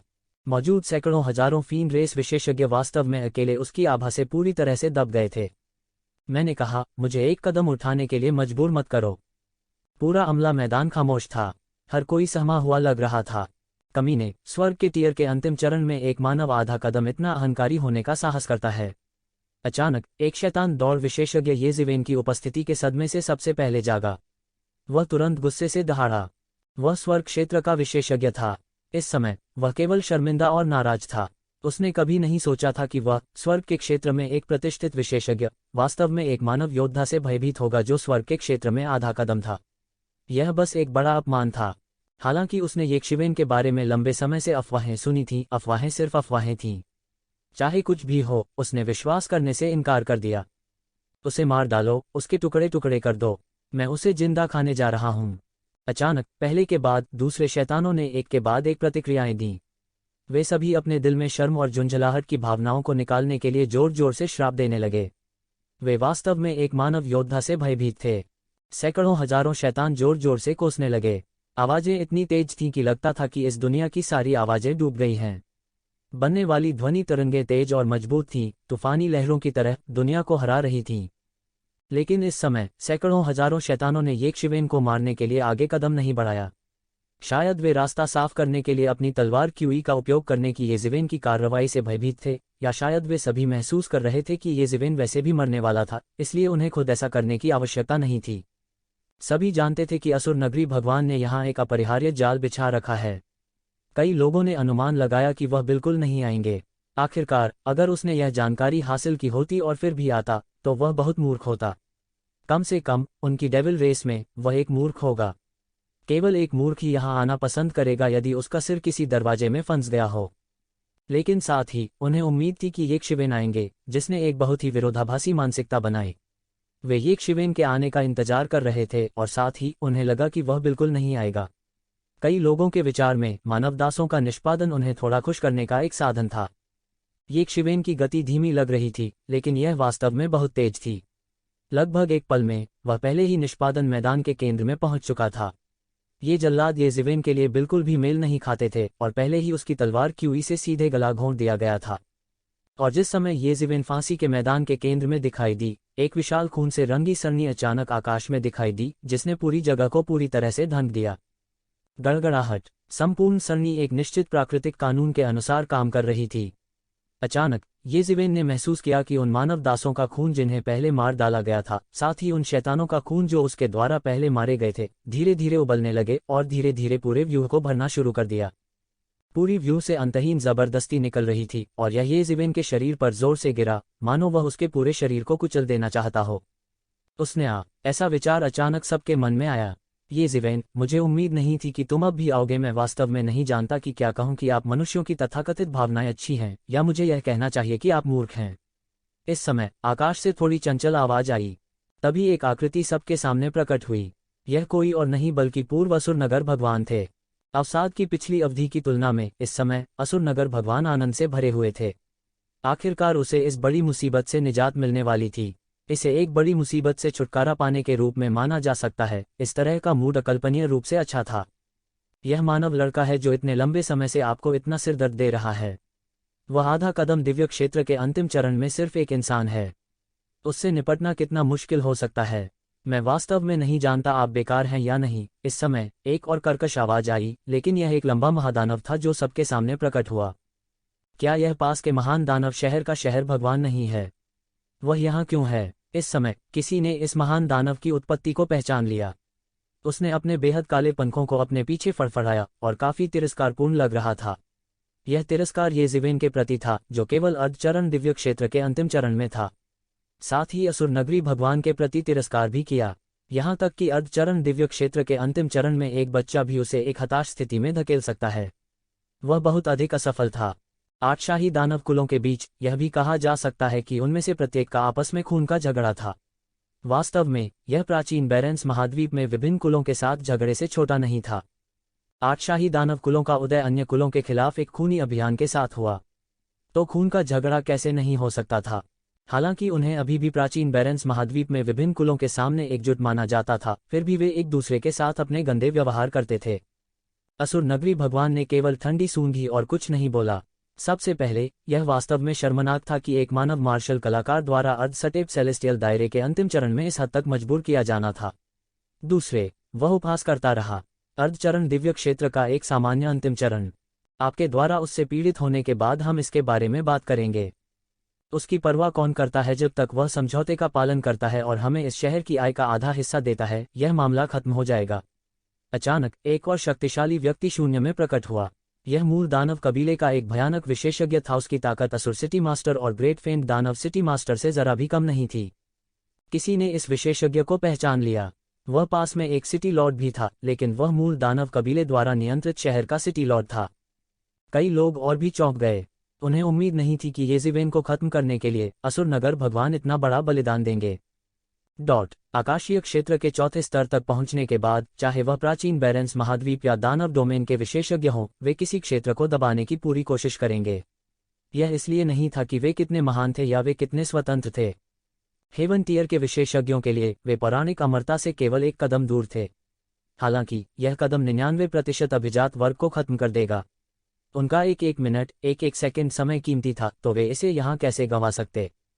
एक क्षेत्र को छोड़ने के लिए तैयार होने का मूल कारण संसाधनों और आय के लिए था। यदि वे और सुधार करना चाहते थे तो कोई भी सभी प्रकार के संसाधनों के बिना नहीं कर सकता था। हालांकि यदि यह कबीले द्वारा पोषित प्रतिभाओं के लिए नहीं होता तो वे पर्याप्त खेती संसाधन प्राप्त करने में सक्षम नहीं होते। इसलिए क्षेत्र छोड़ने के लिए एक क्षेत्र का चयन करना ही एकमात्र तरीका था। वहां से वे शहर की आय में कटौती कर सकेंगे। यह सबसे मौलिक कारण था कि वे खेती जारी रख सके और आगे सुधार कर सके। किसी भी विशेषज्ञ के लिए जो इस स्तर पर पहुंच गया था, यह उनके जीवन रक्त के समान एक अस्तित्व था। अब असुर नगर भगवान वास्तव में महान दानव शहर भगवान और मूल दानव शहर भगवान को आय का आधा हिस्सा देना चाहते थे। यह उनके भविष्य के विकास को कम करने के बराबर था। यह दिखाने के लिए काफी था कि वह येक्षिवेन से कितनी नफरत करता था। पिछले 1 साल में येक्षिवेन ने उसे किस तरह की परेशानी दी थी जिसने उसे ऐसा करने के लिए मजबूर किया। चिंता मत करो, जब तक तुम इस मानव बवुआ को खत्म कर सकते हो, तुम्हें निश्चित रूप से वे लाभ मिलेंगे जिनका मैंने तुमसे वादा किया था। इतने में असुर नगर भगवान ने दांत पीसते हुए कहा। येक्षिवेन की ओर देखने वाली आंखें मारने के इरादे से भरी हुई थीं। अगर येक्षिवेन नहीं होता तो उसे इतनी बड़ी कीमत चुकाने की जरूरत नहीं पड़ती। इसलिए वह आज निश्चित रूप से मर जाएगा। आकाशीय क्षेत्र के चौथे स्तर पर 3 विशेषज्ञों के साथ येज़िवेन की साधना के साथ पंख होने पर भी वह बच नहीं पाएगा। कहा जा सकता है कि येज़िवेन को जाल में फंसाने के लिए इस असुर शहर के भगवान ने अपने द्वारा उपयोग किए जा सकने वाले सभी चिप्स को समाप्त कर दिया था। अगर ऐसा ही चलता रहा तो देर सबेर उसे येज़िवेन द्वारा नीचे खींच लिया जाएगा। इसके बजाय मौत से लड़ना और येज़िवेन को यहाँ रखना बेहतर था, इसलिए उन्हें अभी भी उम्मीद थी। येज़िवेन ने कुछ नहीं कहा, बस चुपचाप इन मानव दासों को एक एक करके दिव्यलोक में डाल दिया। ये सभी ऐसे नायक थे जो कभी मानव जाति के लिए लड़े थे और अब उनका अंत इस तरह हुआ है। उसने एक लंबी आह भरी। शायद वह सभी को नहीं बचा सकता था, लेकिन कम से कम अब जबकि वे ठीक उसके सामने थे, वह उन्हें बचा लेगा जिन्हें वह बचा सकता था। जब इन मनुष्यों को उसके द्वारा बचाया गया था तो उनकी आंखों में बुद्धिमत्ता का एक छोटा सा अंश था और फिर वे एक मृतप्राय स्थिर दृश्य में लौट आए। उसने एक एक करके इन लोगों को बचाया और मौजूद कोई भी राक्षस जाति उसे रोकने के लिए सामने नहीं आई। वे इस अत्यंत साहसी मानव जाति को एकटक निहारते रहे। यहाँ तक 3 आकाशीय क्षेत्र चौथे स्तर के दानव रेस सिटी लॉर्ड्स भी आकाश में नहीं चले, बस येज़िवेन को एक उपहास के साथ देख रहे थे। जब येज़िवेन ने आखिरी व्यक्ति को बचाया तो उसे पता चला कि वह एक बूढ़ी औरत थी। हालांकि येज़िवेन देख सकती थी कि वो बहुत बूढ़ी नहीं थी, लेकिन वो बहुत बूढ़ी थी। उसकी युद्ध शक्ति और रक्तसार को किसी ने चूस लिया था। येज़िवेन का हाथ उसके शरीर को छू गया और अचानक एक जोर का धमाका हुआ। उस बूढ़ी औरत ने खून की बारिश से भरा आसमान बनाते हुए सीधे मौके पर ही विस्फोट कर दिया। यह भी एक पूर्व आकाशीय क्षेत्र मास्टर थी और वह मौके पर ही धमाका कर गई, विशेष रूप से येज़िवेन के सामने। शक्ति इतनी महान थी, यह केवल अकल्पनीय थी। 100 मीटर के दायरे वाला एक बड़ा छेद जमीन से बाहर विस्फोट कर दिया गया था। जैसे ही धुआं और धूल फैल गई, केंद्र में येज़िवेन को एक खूनी आदमी की तरह देखा जा सकता था, बिल्कुल नहीं हिल रहा था। उसकी त्वचा और मांस छिल गया था और वह पूरी तरह से रक्षाहीन था। भले ही वह अत्याचारी शरीर था, फिर भी वह इस तरह के स्वर्ग क्षेत्र विशेषज्ञ के आत्मविस्फोट से करीब सीमा पर घायल हो गया था। खून बह रहा था और यह स्पष्ट नहीं था कि यह उसका था या उस महिला का। उसका हाथ अभी भी हवा में था, मानो उस बुढ़िया का चेहरा अभी भी उसके सामने था। गड़गड़ाहट। पूरा त्यान्युवान मिरर एक बड़े विस्फोट से भर गया था और येज़िवेन द्वारा बचाए गए सभी लोग अभी विस्फोट हो गए थे। वह क्यों नहीं चल रहा है? क्या वह विस्फोट से मारा गया था? मुझे ऐसा नहीं लगता। वह शायद डर गया होगा। हा हा हा हा। क्या वह मूर्ख है? क्या वह वास्तव में सोचता है कि वह उसे बचा सकता है? ये सभी मानव दास बहुत पहले से रक्तशाप से अभिशप्त हैं, लेकिन उनका स्वामी उन्हें एक विचार से विस्फोट कर सकता है। वे यह भी नहीं जानते क्या मूर्खता है। उद्धरण चिन्ह। आसपास के शैतान विशेषज्ञ उपहास से भरे हुए थे। ऐसा लग रहा था जैसे वे येज़िवेन की क्षमताओं को बढ़ा चढ़ाकर आंकने के लिए उस पर हंस रहे थे। मानव जाति के इन भूतपूर्व महाशक्तियों को बचने से रोकने के लिए उन्होंने सभी साधन समाप्त कर दिए थे। इसलिए वे मानव दास पहले से ही सुन्न हो गए थे, क्योंकि उनका जीवन दूसरों के हाथों में था और उनका उस पर बिल्कुल भी नियंत्रण नहीं था। ये शब्द येज़िवेन के कानों में चुभ गए। हा हा हा। येज़िवेन, क्या तुम बहुत गुस्से में नहीं हो? दुर्भाग्य से आप एक अच्छा इंसान बनना चाहते थे, लेकिन आपने व्यर्थ ही उनके जीवन का बलिदान कर दिया। उन्हें मरने की जरूरत नहीं थी। मैंने इन मानव दासों को खरीदने के लिए बहुत पैसा खर्च किया था, लेकिन अब वे सब तुम्हारे कारण मर गए हैं। असुरों के शहर के भगवान ने देखा कि येज़िवेन अचंभे में था और बिल्कुल भी नहीं हिला और तुरंत हंसी में फूट पड़ा। वह बेहद बेफिक्र थे। कहा जा सकता है कि 1 वर्ष से अधिक समय से उन्हें जो शिकायतें थीं उन्हें एक चाल में हल कर दिया गया था। जैसा कि कहा जाता है, मैं लोगों को नहीं मारता, लेकिन लोग मेरी वजह से मरते हैं। वह तुम्हारी वजह से मर गया। वह तुम्हारी वजह से मर गया। वह तुम्हारी वजह से मर गया। ये वाक्य लगातार येज़िवेन के दिमाग में घूम रहा था, जैसे कि एक तेज तलवार ने पल भर में किसी चीज को छेद दिया हो। वह इस बार ऐसा कभी नहीं था, मानो उसका विश्वास एक पल में चुप गया हो। मैं लोगों को नहीं मारता, लेकिन लोग मेरी वजह से मरते हैं। जब वह वास्तव में इन मानव दासों के सामने खड़ा हुआ तो उसे केवल निराशा ही महसूस हो रही थी। उसे जीने में कोई दिलचस्पी नहीं थी और वह अस्त व्यस्त तरीके से रहता था। जब तक वह थकावट से नहीं मरता, तब तक वह रक्तशाप से शापित होकर आत्महत्या भी नहीं कर सकता था।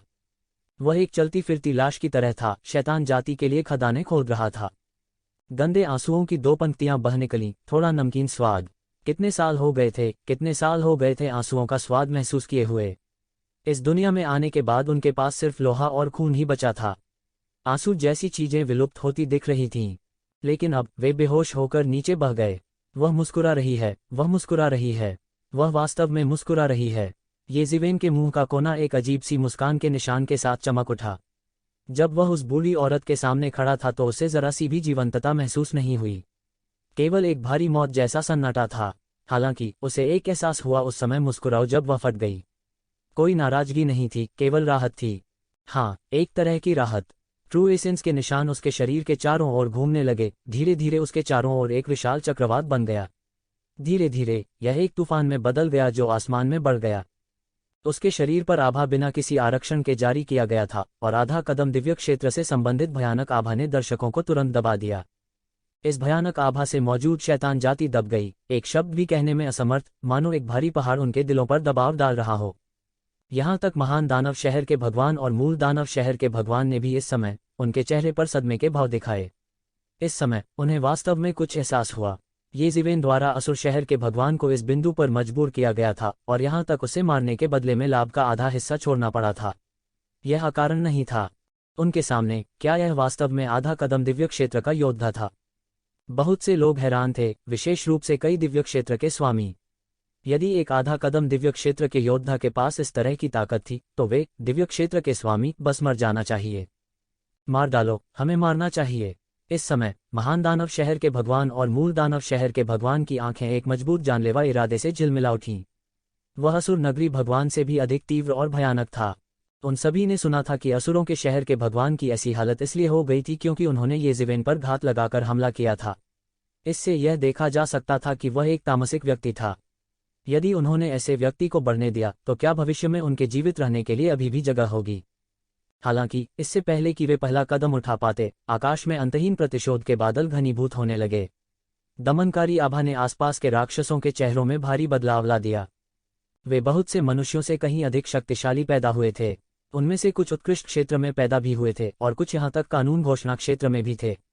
हालांकि क्योंकि वे दुनिया में सबसे अधिक हीन और दुष्ट राक्षसी क्यूई से पैदा हुए थे, वे स्वर्ग के प्रतिशोध की बिजली के प्रतिशोध की शक्ति से पैदा हुए थे। यदि मानव जाति के स्वामी का प्रतिशोध 10 में से 9 कहा जाता था, तो दानव जाति के स्वामी का प्रतिशोध वास्तव में 100 में से 1 था। 100 लोगों में से एक भी ऐसा नहीं हो सकता है जो स्वर्ग के प्रतिशोध पर सफलतापूर्वक विजय प्राप्त कर सके। शायद यही दुनिया का संतुलन था। लेकिन कुछ भी हो, किसी भी दानव जाति के लिए स्वर्ग का प्रतिशोध एक असामान्य दुस्वप्न था। प्रत्येक स्वर्ग का प्रतिशोध उनके लिए एक भयानक खतरा था। वे किसी भी समय वज्रपात के प्रतिशोध से मारे जा सकते हैं। उनके लिए निस्संदेह यह उनकी यादों में ताज़ा था। विशेष रूप से वे दानव जाति के स्वामी जिन्होंने दिव्य क्षेत्र में प्रवेश किया था। उनके चेहरे और भी मटमैले थे। उन्होंने तुरंत महसूस किया कि यह एक दिव्य क्षेत्र स्वर्ग का प्रतिशोध था। प्रतिशोध के बादलों के बीच येज़िवेन को देखते हुए ऐसा लग रहा था कि वह प्रतिशोध से गुजरने वाला है। हर किसी की पहली प्रतिक्रिया प्रतिशोध के बादलों से बचने की थी। हालांकि यह पहले ही बहुत देर हो चुकी थी। वे पहले से ही एक शक्तिशाली स्वर्गीय शक्ति द्वारा बंद कर दिए गए थे। धिक्कार है, हम इस बच्चे को प्रतिशोध से उबरने में मदद नहीं कर रहे हैं। बहुत से शैतानों ने जोर से कोसा। उन्होंने बस एक अवांछनीय आपदा का सामना किया था। वे यहाँ बस तमाशबीन बने रहने और उस दुस्साहसी मानव बगवा को देखने के लिए थे।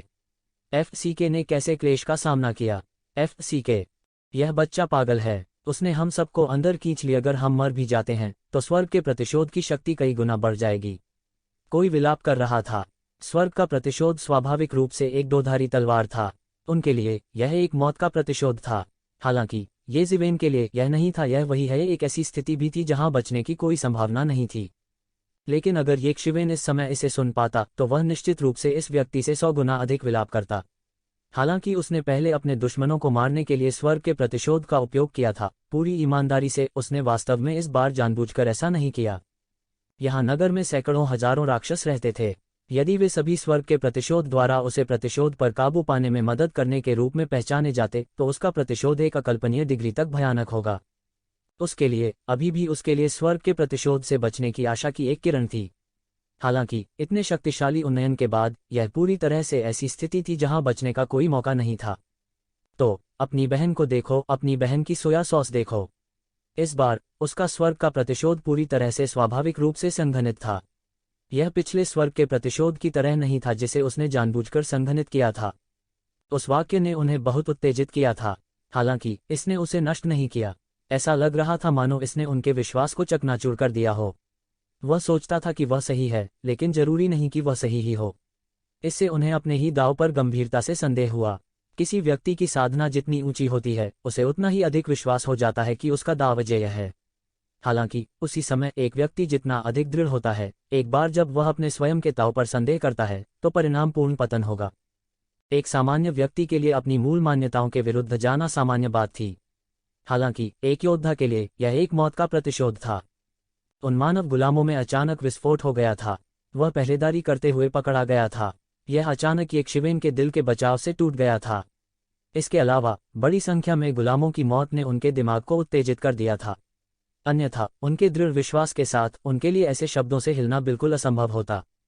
और जब उसका विश्वास डगमगाने ही वाला था तभी उसे अचानक उस बुढ़िया की दया का अनुभव हुआ। उसकी मृत्यु के कारण उसे जरा भी नाराजगी नहीं थी। इसके विपरीत उसे केवल राहत महसूस हुई। इससे वह पल भर में जाग गया। मौत जरूरी नहीं कि बुरी चीज हो। सबसे महत्वपूर्ण बात यह है कि उन्होंने इस मामले के माध्यम से स्वर्ग के मार्ग की नश्वरता को प्रत्यक्ष रूप से समझ लिया था। केवल दिल हमेशा के लिए रहेगा। उनकी खेती तेजी से बढ़ी थी। कुछ सिद्धांत जिन्हें वह पहले नहीं समझ पाया था अचानक ही पूरी तरह से समझ में आ गया था। यह पौराणिक एक ही दिन में स्वर्ग पर चढ़ने जैसा था। यह सीधे स्वर्ग के प्रतिशोध के आगमन की ओर ले गया। इसके अलावा यह शैतान जाति के सैकड़ों हजारों दर्शकों को भी आसानी से याद करता है। इस समय वह केवल एक वाक्य अपने दिल में कहना चाहता था, FCK। हालांकि वह अपने दिल में रो रहा था, लेकिन उसकी अभिव्यक्ति में कोई बदलाव नहीं आया। ऐसा इसलिए था क्योंकि वह जानता था कि उसके लिए चिंता करने की कोई बात नहीं है। चिंता करना बेकार था। वह जीवित रहने के अवसर के लिए केवल अपनी पूरी ताकत से लड़ सकता था। इसके अलावा यद्यपि स्वर्गीय क्लेश अचानक आया था, क्या वह इसके लिए पिछले 2 वर्षों से या यहाँ तक कि पिछले 10 वर्षों से तैयारी नहीं कर रहा था? यह नहीं कहा जा सकता है कि उसने बिल्कुल भी तैयारी नहीं की थी। ऐसा नहीं था कि उनमें आत्मविश्वास नहीं था। इस समय आकाश क्षेत्र के चौथे स्तर पर असुर नगर भगवान और अन्य 2 विशेषज्ञ भी हैरान थे क्योंकि वे अच्छी तरह जानते थे कि स्वर्गीय क्लेश कितना भयानक था। स्वर्गीय क्लेश में शामिल होना कितना भयानक होगा। केवल एक मूर्ख ही उस व्यक्ति को मारने के लिए स्वर्गीय क्लेश में भागेगा जो क्लेश से गुजर रहा था।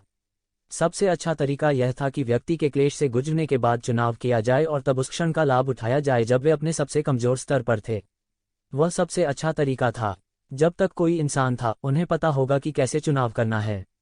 हालांकि वे इस समय क्लेश में खींचे गए थे। यह कहा जा सकता है कि यह एक अवांछनीय आपदा थी। गड़गड़ाहट, गड़गड़ाहट, गड़गड़ाहट। गड़गड़ाहट की आवाज पूरे विश्व में गूंज उठी। अंतहीन गरजने वाले बादल इकट्ठा होने लगे और उनके भीतर बिजली के ड्रैगन उमड़ पड़े। उस प्रकार की स्वर्गीय शक्ति विशाल और शक्तिशाली थी। यह सीधे किसी के दिल में उतर गया। इससे कोई फर्क नहीं पड़ता कि किस प्रकार की प्रजातियां या किस प्रकार के विशेषज्ञ, वे सभी स्वर्ग के लोग थे। पराक्रमी स्वर्गीय शक्ति के अधीन कोई अंतर नहीं था। बात बस इतनी थी कि मार्शल आर्टिस्ट जितना मजबूत होगा उतना ही कम डरेगा। हालांकि मार्शल कलाकार उन चीजों को करने के लिए जाने जाते थे जो स्वर्ग के खिलाफ जाते थे और स्वर्ग के खिलाफ लड़ते थे। वास्तव में बहुत कम थे जो वास्तव में स्वर्ग के खिलाफ जाने का साहस करते थे। ऐसा इसलिए था क्योंकि जिन लोगों ने स्वर्ग के विरुद्ध जाने का साहस किया वे सभी स्वर्गीय क्लेश से मारे गए। तथाकथित स्वर्ग के विरुद्ध जाना स्वर्ग द्वारा दिए गए ढांचे के भीतर बस पीड़ा दे रहा था। कोई फर्क नहीं पड़ता कि यह स्वर्ग विरोधी कैसे लग रहा था, इसके पीछे एक कारण था। किसी ऐसी चीज का प्रकट होना असंभव था जो अतार्किक हो। स्वर्ग की ओर, चाहे वह किसी भी प्रकार का मार्शल कलाकार क्यों न हो, उन सभी में बहुत भय था। भले ही वे धर्मी हो या दुष्ट योद्धा कलाकार, वे सभी एक समान थे। उनके लिए स्वर्गीय शक्ति के तहत कांपना बहुत सामान्य था। विशेष रूप से दानव जाति जैसे प्राणियों के लिए वे बिजली के क्लेश से पूरी तरह से नियंत्रित थे। उनकी तुलना बिल्कुल नहीं की जा सकती थी। गड़गड़ाहट, अनगिनत बिजली के बोल्ट तुरंत गिर गए। वे आसमान से उतरते बिजली के ड्रैगन की तरह थे, मानो वे सब कुछ भस्म करना चाहते हों। आ आ आ चीखों का सिलसिला उठकर गिर पड़ा। थंडर क्लेश द्वारा मारे जाने से पहले कई लोगों के पास प्रतिक्रिया करने का समय भी नहीं था, विशेष रूप से वे राक्षस जो कानून चरण के दायरे के शुरुआती चरण में थे। उनमें से कई शो देखने आए और बिल्कुल तैयार नहीं थे। इसके अलावा यह दिव्य प्राणी क्षेत्र का एक स्वर्गीय क्लेश था। इसकी शक्ति अकल्पनीय थी। इसके अलावा उन्हें लाइटनिंग क्लेश द्वारा नियंत्रित किया गया था। इससे पहले कि वे कुछ प्रतिक्रिया कर पाते, उन्हें पहले ही मौत के घाट उतार दिया गया। यहाँ तक कानून चरण के दायरे के 7वें, 8वें और 9वें स्तर के राक्षस भी एक पल में भारी रूप से घायल हो गए थे। हाफ सटेप हेवन रियलम और उससे ऊपर के केवल वे मार्शल कलाकार अभी भी संघर्ष कर रहे थे। गड़गड़ाहट और बिजली एक आंधी की तरह थी, तुरंत पूरे निष्पादन मैदान को घेर लिया। यहाँ तक कि पूरा नगर भी उसमें लिपटा हुआ था और स्वर्गीय क्लेश और भी भयानक हो गया था। अनगिनत बिजली के ड्रैगन आसमान से गिरे और एक शिवेन के शरीर पर बमबारी करने के लिए दौड़ पड़े। उसके शरीर से हरे रंग का धुआं निकल रहा था। अगर उनकी जगह कोई आम आदमी होता तो उसे पहले ही बम से उड़ा दिया गया होता। बिजली के ड्रैगन की तुलना में जो येज़ेवेन को सहना पड़ा था, दूसरों के स्वर्गीय क्लेश समान स्तर पर नहीं थे। उसके शरीर में तांबे के रंग का अत्याचारी शरीर और सुनहरी दिव्यता निरंतर आपस में गुंथी जा रही थी। ये देवता धीरे धीरे उसके शरीर में एकीकृत हो गए थे और पूरी तरह से एक में एकीकृत हो गए थे। यदि यह सामान्य समय के दौरान होता तो वह अभी भी इन स्वर्गीय क्लेशों की शक्ति को अपने अत्याचारी शरीर शास्त्र को संयमित करने के लिए अवशोषित कर सकता था। लेकिन इस समय उन्होंने ऐसा करने की हिम्मत नहीं की। स्वर्गीय क्लेश उसकी कल्पना से कहीं अधिक हिंसक था। जाओ, उसे मार डालो, नहीं तो आज हम में से कोई भी जीवित नहीं रहेगा। उसे मार डालो और स्वर्गीय क्लेश बंद हो जाएगा। इस समय असुर नगरी भगवान ने स्वर्गीय क्लेश का विरोध करते हुए चिल्लाया। अन्य 2 दानव कबीले सिटी लॉर्ड्स ने भी प्रतिक्रिया व्यक्त की। वास्तव में यह स्वर्गीय क्लेश था जिसे येज़ेवेन ने ट्रिगर किया था। जब तक वह मारा गया, संपूर्ण स्वर्गीय क्लेश गायब हो जाएगा। मूल रूप से वे बहुत घबराए नहीं थे। तो क्या हुआ अगर स्वर्गीय क्लेश का स्वर्गीय क्षेत्र शुरू किया गया था? आखिरकार इसका उपयोग केवल अर्धचरण वाले दिव्य क्षेत्र के योद्धाओं का परीक्षण करने के लिए किया गया था। वे सामान्य दिव्य क्षेत्र के योद्धा नहीं थे, बल्कि दिव्य क्षेत्र के मध्य चरण के विशेषज्ञ थे जो पहले ही दिव्य क्षेत्र के चौथे स्तर में प्रवेश कर चुके थे। डरने की बिल्कुल जरूरत नहीं थी। भले ही उन्हें स्वर्गीय क्लेश द्वारा लक्षित किया गया हो, यह कोई बड़ी बात नहीं होगी। अभी तक उन्हें एहसास नहीं हुआ था कि वे कितने गलत थे। वे उस समय बहुत भोले थे। येज़ेवेन का स्वर्ग का प्रतिशोध बस दुनिया को नष्ट करने वाला था। इसके अलावा यह केवल शुरुआत की प्रस्तावना थी। लेकिन इस समय कोई रास्ता नहीं था। वे कोई रास्ता निकालने के लिए केवल गोली काट सकते थे और येज़ेवेन को मार सकते थे। अन्यथा वे स्वर्गीय क्लेश से डूब सकते हैं। उस समय वे वास्तव में मिटा दिए जा सकते हैं। येज़ेवेन बिल्कुल नहीं रुके। वह सीधे बिजली के समुद्र में जा गिरा। नहीं, यह कहना चाहिए कि उसके शरीर ने बिजली का समुद्र बना दिया था। संपूर्ण स्वर्गीय क्लेश उसके चारों ओर केंद्रित था। टकरा जाना। पूरी दुनिया में केवल बिजली की मूसलाधार बारिश और लगातार चीख पुकार थी। इन शैतानों ने सोचा कि पिछला दृश्य काफी भयानक था, लेकिन जल्द ही उन्हें पता चला कि वे गलत थे और वे बहुत गलत थे। उनके लिए इनमें से कुछ बिजली के बोल्ट पहले से ही बहुत शक्तिशाली स्वर्गीय क्लेश थे। इस तरह मूसलाधार बारिश में बदलना उनके लिए बिल्कुल अकल्पनीय था। लेकिन बिजली की यह मूसलाधार बारिश थमी नहीं। इसके विपरीत वे बिजली के ड्रैगन बड़े होने लगे। यदि वे बिजली के ड्रैगन शुरुआत में केवल पानी के सांप जितने मोटे थे, तो ये बिजली के ड्रैगन वास्तव में अब पानी के टैंक जितने मोटे थे। यदि उनमें से एक भी नीचे आ जाता तो एक पर्वत शिखर भी पूरी तरह से टुकड़े टुकड़े हो जाता। और यह उस दबाव की तुलना में कुछ भी नहीं था जो येज़ेवेन ने बीच में झेला था। केंद्र के रूप में येज़ेवेन के साथ जो बिजली के ड्रैगन गिरे थे, वे जितना सहन कर चुके थे उससे 10 गुना अधिक थे। बिजली के ड्रैगन एक छोटी नदी की तरह थे जो भयंकर रूप से टूट रही थी। टकराना। येज़ेवेन सीधे एक बिजली के अजगर से टकराया था और उसका सिर बुरी तरह से विकृत हो गया था। उसका पूरा शरीर जमीन पर पटक दिया गया था और यह कहा जा सकता है कि वह पहले सिर के बल जमीन पर गिरा। दूर नहीं, असुर शहर के भगवान और अन्य 2 शैतान मूल रूप से येज़ेवेन को मारने के लिए स्वर्गीय क्लेश का लाभ उठाना चाहते थे, लेकिन अब उन्होंने इसके बारे में सोचने की हिम्मत भी नहीं की। अगर वे येज़ेवेन को मारना चाहते हैं तो उन्हें पहले बिजली के ड्रैगन की बमबारी को सहना होगा। उन्होंने उन बिजली के ड्रैगनों की परवाह नहीं की जिन्हें अन्य शैतानों को सहना पड़ा था, लेकिन वे उन बिजली के ड्रैगनों की उपेक्षा नहीं कर सकते थे जिन्हें यक्षिवेन को सहना पड़ा था। विशेषकर वह असुर नगर भगवान। उसने यक्षिवेन के साथ कई बार लड़ाई की थी, इसलिए वह स्पष्ट था कि यक्षिवेन का शरीर कितना भयानक था। असुर सिटी लॉर्ड अपने अत्याचारी शरीर के लिए प्रसिद्ध थे, लेकिन वे यक्षिवेन से बहुत अधिक ऊंचे थे, फिर भी वे शरीर के मामले में आगे नहीं बढ़ सके।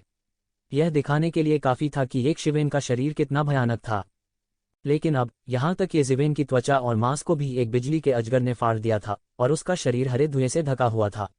यह स्वर्गीय क्लेश इतना भयानक था कि वह एक नज़र में ही भय से कांपने लगा।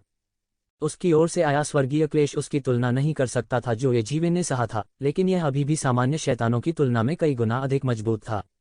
यहाँ तक दिव्य क्षेत्र के चौथे स्तर के विशेषज्ञों के रूप में उन्हें अपनी पूरी ताकत से इसका सामना करना था, या वे सीधे मारे जा सकते थे। इसलिए हालांकि वे तुरंत यक्षिवेन को मारना चाहते थे, विशेष रूप से असुर नगर भगवान को, चारों ओर चीख पुकार मच गई।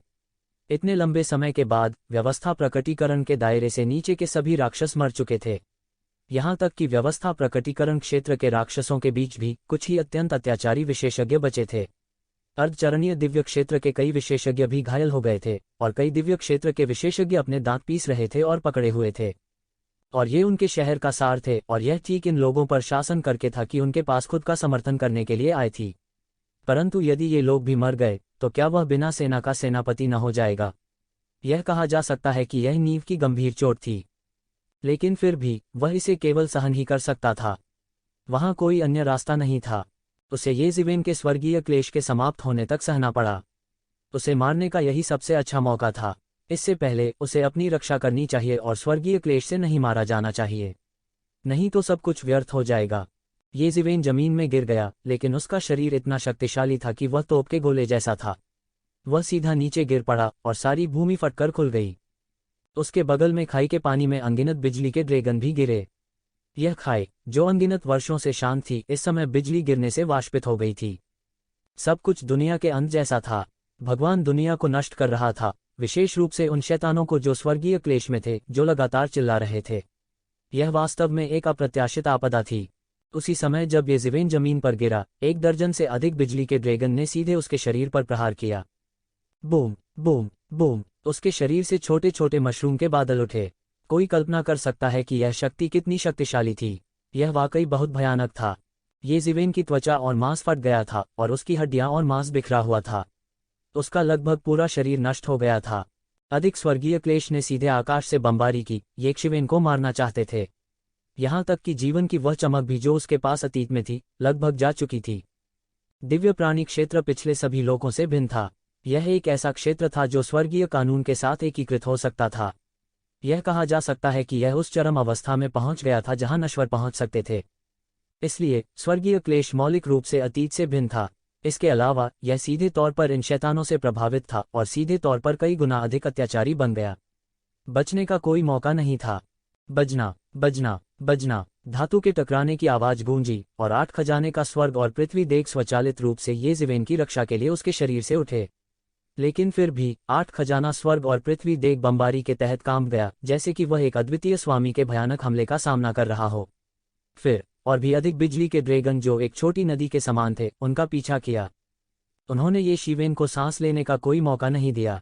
Boom boom boom, 8 treasure universe cauldron पर मौके पर दर्जनों थंडर ड्रैगन पटक दिए। यह एक पल में 8 ट्रेजर यूनिवर्स कॉल्ड्रॉन पर पटकने वाले दर्जनों शीर्ष मास्टर्स के लगभग बराबर था। 8 खजाना ब्रह्मांड कड़ाही से लटका हुआ कानून एक पल में ढह गया और 8 खजाना ब्रह्मांड कड़ाही एक पल में नष्ट हो गया। यह एक अभूतपूर्व स्थिति थी। 8 खजाना ब्रह्मांड कड़ाही को यक्षिवेन द्वारा महारत हासिल थी और उसके पास 8 खजाना ब्रह्मांड कड़ाही की पूर्ण बलिदान शोधन तकनीक थी। जैसे जैसे समय बीतता गया, 8 ट्रेजर यूनिवर्स कॉल्ड्रॉन उसके द्वारा अधिक से अधिक नियंत्रित होता गया। यहाँ तक दिव्य क्षेत्र के मास्टर की शक्ति को भी आसानी से रोका जा सकता है। अब यह सीधे यक्षिवेन के शरीर से दूर उड़ा दिया गया था। इससे इन गरजने वाले ड्रैगनों की भयानक शक्ति का पता चलता है। हालांकि 8 खजाने वाले ब्रह्मांड की कड़ाही को नष्ट कर दिया गया था, इसने यक्षिवेन को कुछ समय भी दिया। हालांकि यह समय दूसरों के लिए बहुत कम हो सकता है, यक्षिवेन के लिए यह समय उसके शरीर में लगी चोटों से उबरने के लिए पर्याप्त था। वह फिर उठ खड़ा हुआ। इस समय उसके शरीर पर अभी भी खून के धब्बे थे, लेकिन उसके शरीर पर लगी चोटें लगभग ठीक हो चुकी थीं। मूल स्थान जहां त्वचा और मांस फटा था अब गुलाबी कोमल मांस उगाया था। हालांकि यह शरीर के अन्य हिस्सों की मांसपेशियों के समान नहीं थी, लेकिन इसे इस हद तक ठीक होने में केवल इतना कम समय लगा। यह फीनिक्स रीजनरेशन तकनीक वास्तव में काफ़ी चौंकाने वाली थी। असुर नगर भगवान और अन्य, जो उनसे दूर नहीं थे, अवाक रह गए। वे गुप्त रूप से खुश थे क्योंकि यह आखिरकार खत्म हो गया था। येज़िवेन को जल्द ही स्वर्ग से मौत के घाट उतार दिया जाएगा। उन्होंने उम्मीद नहीं की थी कि जिस लक्ष्य से निपटने के लिए वे योजना बना रहे थे वह इस तरह से मर जाएगा। लेकिन उन्हें उम्मीद नहीं थी कि येज़िवेन वास्तव में इतने कम समय में ठीक हो गई है। यह चौंकाने वाला था। यह असुर नगर भगवान अविश्वास में थे। उसके मुंह का कोना कांप रहा था जैसे उसने सबसे अविश्वसनीय दृश्य देखा हो। बूम! बिजली का एक झटका गिरा और सीधे उसके शरीर पर धमाका हुआ, जिससे वह डगमगा गया और लगभग येज़िवेन की तरह जमीन पर गिर पड़ा। उसने जल्दी से अपने शरीर को स्थिर कर लिया। अगर उसे जमीन पर गिरा दिया गया तो यह कहा जा सकता है कि उसे यह जानने के लिए सोचने की जरूरत भी नहीं थी कि अगर उसे जमीन पर गिरा दिया गया तो क्या होगा। बचने की कोई संभावना नहीं थी। वो येज़िवेन की तरह असामान्य नहीं था। यहाँ तक असुर नगर भगवान, जो अपने शक्तिशाली भौतिक शरीर के लिए जाने जाते थे, ऐसी अवस्था में थे। ग्रेट डेविल सिटी लॉर्ड और मूल डेविल सिटी लॉर्ड तो दूर की बात है। वे सोच भी नहीं सकते थे कि किसी व्यक्ति का भौतिक शरीर इस स्तर तक पहुंच सकता है। येज़िवेन ने इस समय संकोच नहीं किया। उसने सीधे थंडर ड्रैगन की ओर एक मुक्का मारा जो पूरे आसमान से उस पर हमला कर रहा था। बढ़ती हुई सुनहरी मुट्ठी का बल आसमान को चीरता हुआ, शून्य को तोड़ता हुआ और सुनहरी बिजली से टकराता हुआ। बूम! भयानक विस्फोटों की एक श्रृंखला शून्य में गूंज उठी। चमकदार रोशनी ने पूरे शून्य को ढक लिया। चकाचौंध करने वाली रोशनी ने सब कुछ ढक लिया, इतना चकाचौंध कि लोग अपनी आंखें नहीं खोल सके। हालांकि येज़िवेन ने एक अतुलनीय भयानक शक्ति को अपने ऊपर गिरते हुए महसूस किया। हालांकि इसने उन बिजली के बोल्टों को नष्ट कर दिया था, फिर भी बिजली उसके शरीर पर गिरती थी। काढ़ा येज़िवेन के शरीर का एक बड़ा हिस्सा अचानक टूट गया, पूरी तरह से टूट गया, और फिर उसके शरीर को सीधे विस्फोट से उड़ा दिया गया। सीधे तौर पर कई दानव विशेषज्ञों को मौत के घाट उतार दिया गया, जो दिव्य अस्तित्व के दायरे में आधा कदम थे, जिनके पास चकमा देने का समय नहीं था। कोई कल्पना कर सकता है कि यह शक्ति कितनी भयानक थी। पफ! येज़िवेन अभी भी अपनी लड़खड़ाती ची और खून को रोक नहीं सका और सीधे मुंह से खून निकल आया। उन्होंने अपने शरीर पर लगी चोटों को ठीक करने के लिए अपने शरीर में फीनिक्स रिजनरेशन तकनीक को जल्दी से जुटाया। सौभाग्य से, हालांकि चोटें गंभीर थीं, उन्हें केवल सतही चोटें ही माना जा सकता था। कोई गहरी आंतरिक चोट नहीं थी। हालांकि भले ही आंतरिक चोटें थीं, उसके पास देखभाल करने का समय नहीं था। इस समय वह केवल बने रह सकते थे और पकड़ सकते थे। यदि वह रुक भी नहीं सकता तो वह दिव्य प्राणी क्षेत्र की ओर आगे नहीं बढ़ सकता था। हुआलाला! दर्जनों गड़गड़ाहट वाले ड्रैगन आसमान से नीचे गिरे। वे पिछले वाले से भी अधिक भयानक थे। उन्होंने येज़िवेन को आराम करने का कोई समय नहीं दिया। इस समय येज़िवेन ने अपना हाथ बढ़ाया और 8 खजाना ब्रह्मांड कालड्रॉन, जो एक तरफ फटा हुआ था, सीधे ऊपर उठा। Boom boom boom! जैसा कि अपेक्षित था, 8 ट्राइज़ यूनिवर्स कॉलड्रॉन को फिर से उड़ा दिया गया था और लटका हुआ प्रकाश पर्दा एक पल में लगभग पूरी तरह से नष्ट हो गया था। फिर शेष थंडर ड्रैगन 8 खजाना ब्रह्मांड कड़ाही में विस्फोट हो गए। बस 8 खजाना ब्रह्मांड कालड्रॉन भनभनाता रहा, मानो उसे बहुत दर्द हो रहा हो। यहाँ तक अगर यह एक शीर्ष स्तर का स्वर्ग ग्रेड उपकरण था, तब भी इन स्वर्ग के प्रतिशोध द्वारा लगातार बमबारी करना एक बड़ा बोझ था। अगर यह जारी रहा तो यह टूट भी सकता है। एक शीर्ष स्तरीय स्वर्ग श्रेणी यंत्र सर्वशक्तिमान नहीं था। अंत में येज़िवेन की ताकत वास्तव में एक हेवन ग्रेड उपकरण की चरम शक्ति को लागू करने के लिए पर्याप्त नहीं थी।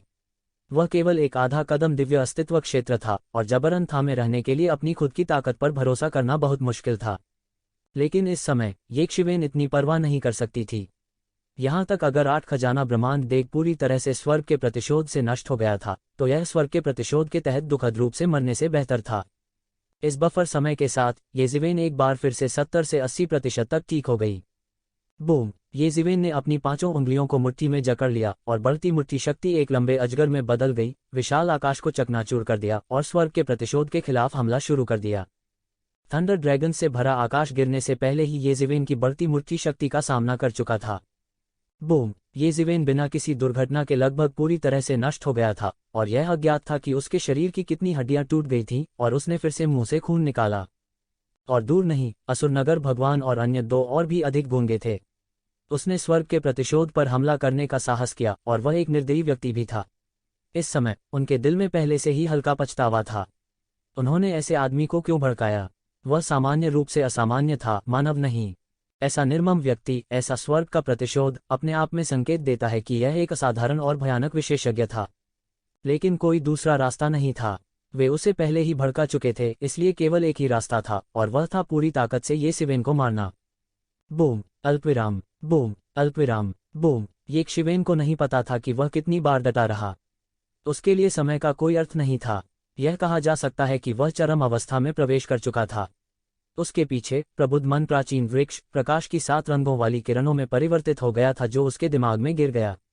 यह उनके आत्मा मंच की रक्षा कर रहा था ताकि यह गड़गड़ाहट और बिजली से नष्ट न हो जाए।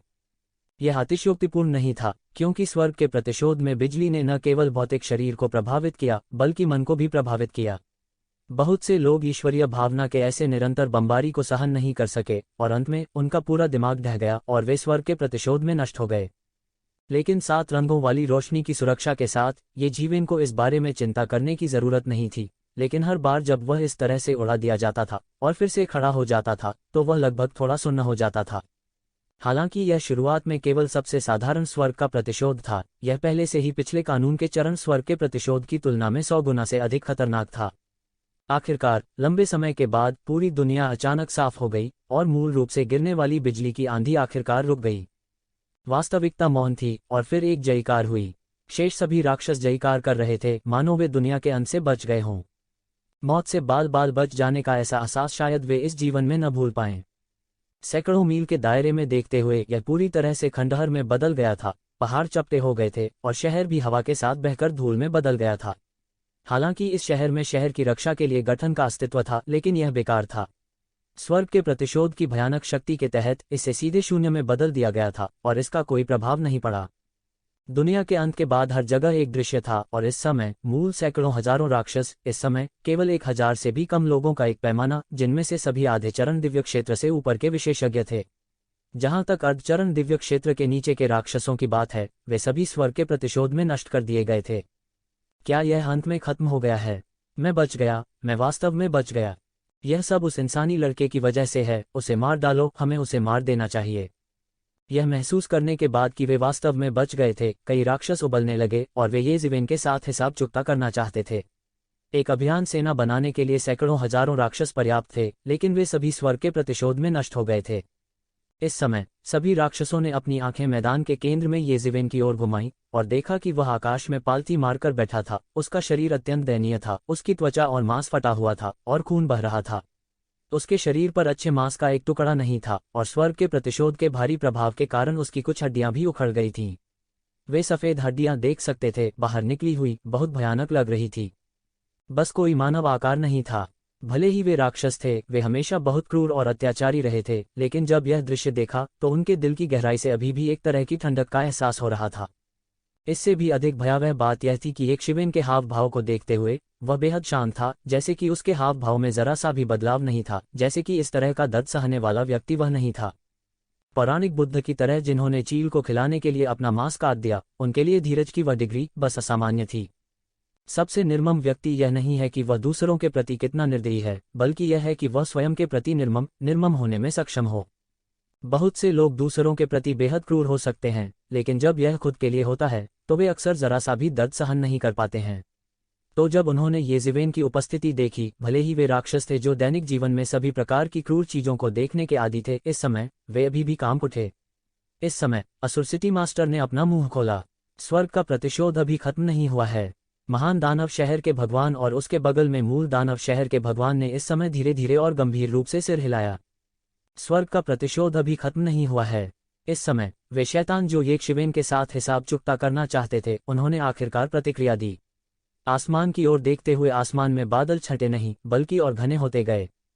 एक मजबूत स्वर्ग का प्रतिशोध कुचल दिया गया, हर किसी के दिल में उतर गया, जिससे लोगों में घुटने टेकने का आवेग पैदा हो गया।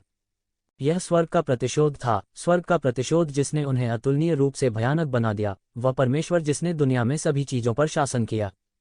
इस अंतर का फायदा उठाते हुए येज़िवेन के शरीर पर लगी चोटें लगभग ठीक हो गई थीं। खड़खड़ाहट। देखते ही देखते आसमान में बिजली की तेज बारिश शुरू हो गई। उस समय आसमान से बरस रही बिजली अब बिजली की सामान्य बारिश नहीं थी। इसके बजाय यह 18 प्रकार के हथियार थे। हर एक हथियार में अकल्पनीय कानून थे। हथियारों की सतह पर अनगिनत कानून सघन थे। हर एक हथियार आधा कदम स्काई ह्यूमन स्टेज विशेषज्ञ को मार सकता है। यदि कोई स्काई ह्यूमन मंच विशेषज्ञ सावधान नहीं होता तो वे एक भयानक मौत मरते। Boom boom boom. अचानक शेष शैतान फिर से चिल्ला उठे।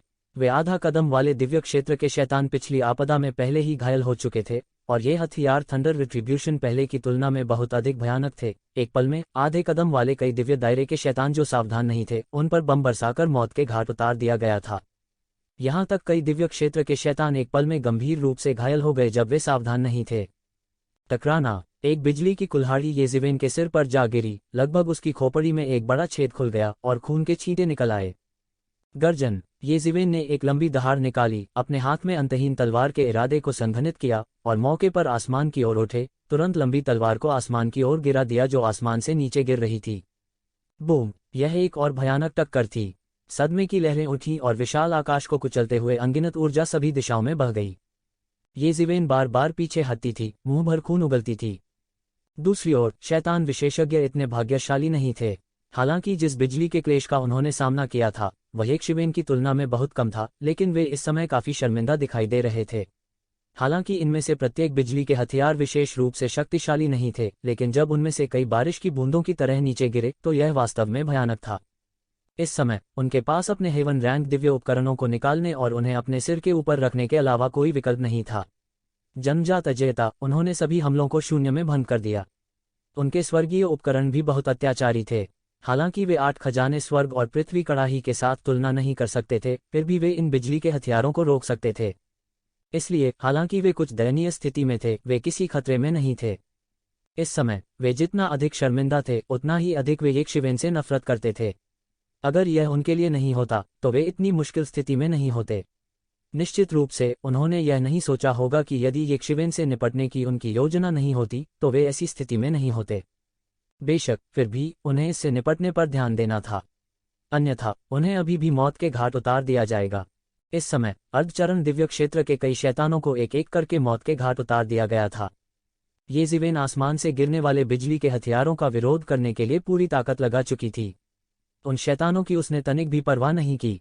अगर वे उससे निपटना चाहते हैं ठीक है, लेकिन उन्हें आने की हिम्मत रखनी होगी। वह स्वयं इस बारे में बहुत स्पष्ट था कि स्वर्ग का प्रतिशोध जो उसने सहा था वह कितना भयानक था। वो असुर एक एक करके जरूर मारे जाएंगे, कोई अपवाद नहीं होगा।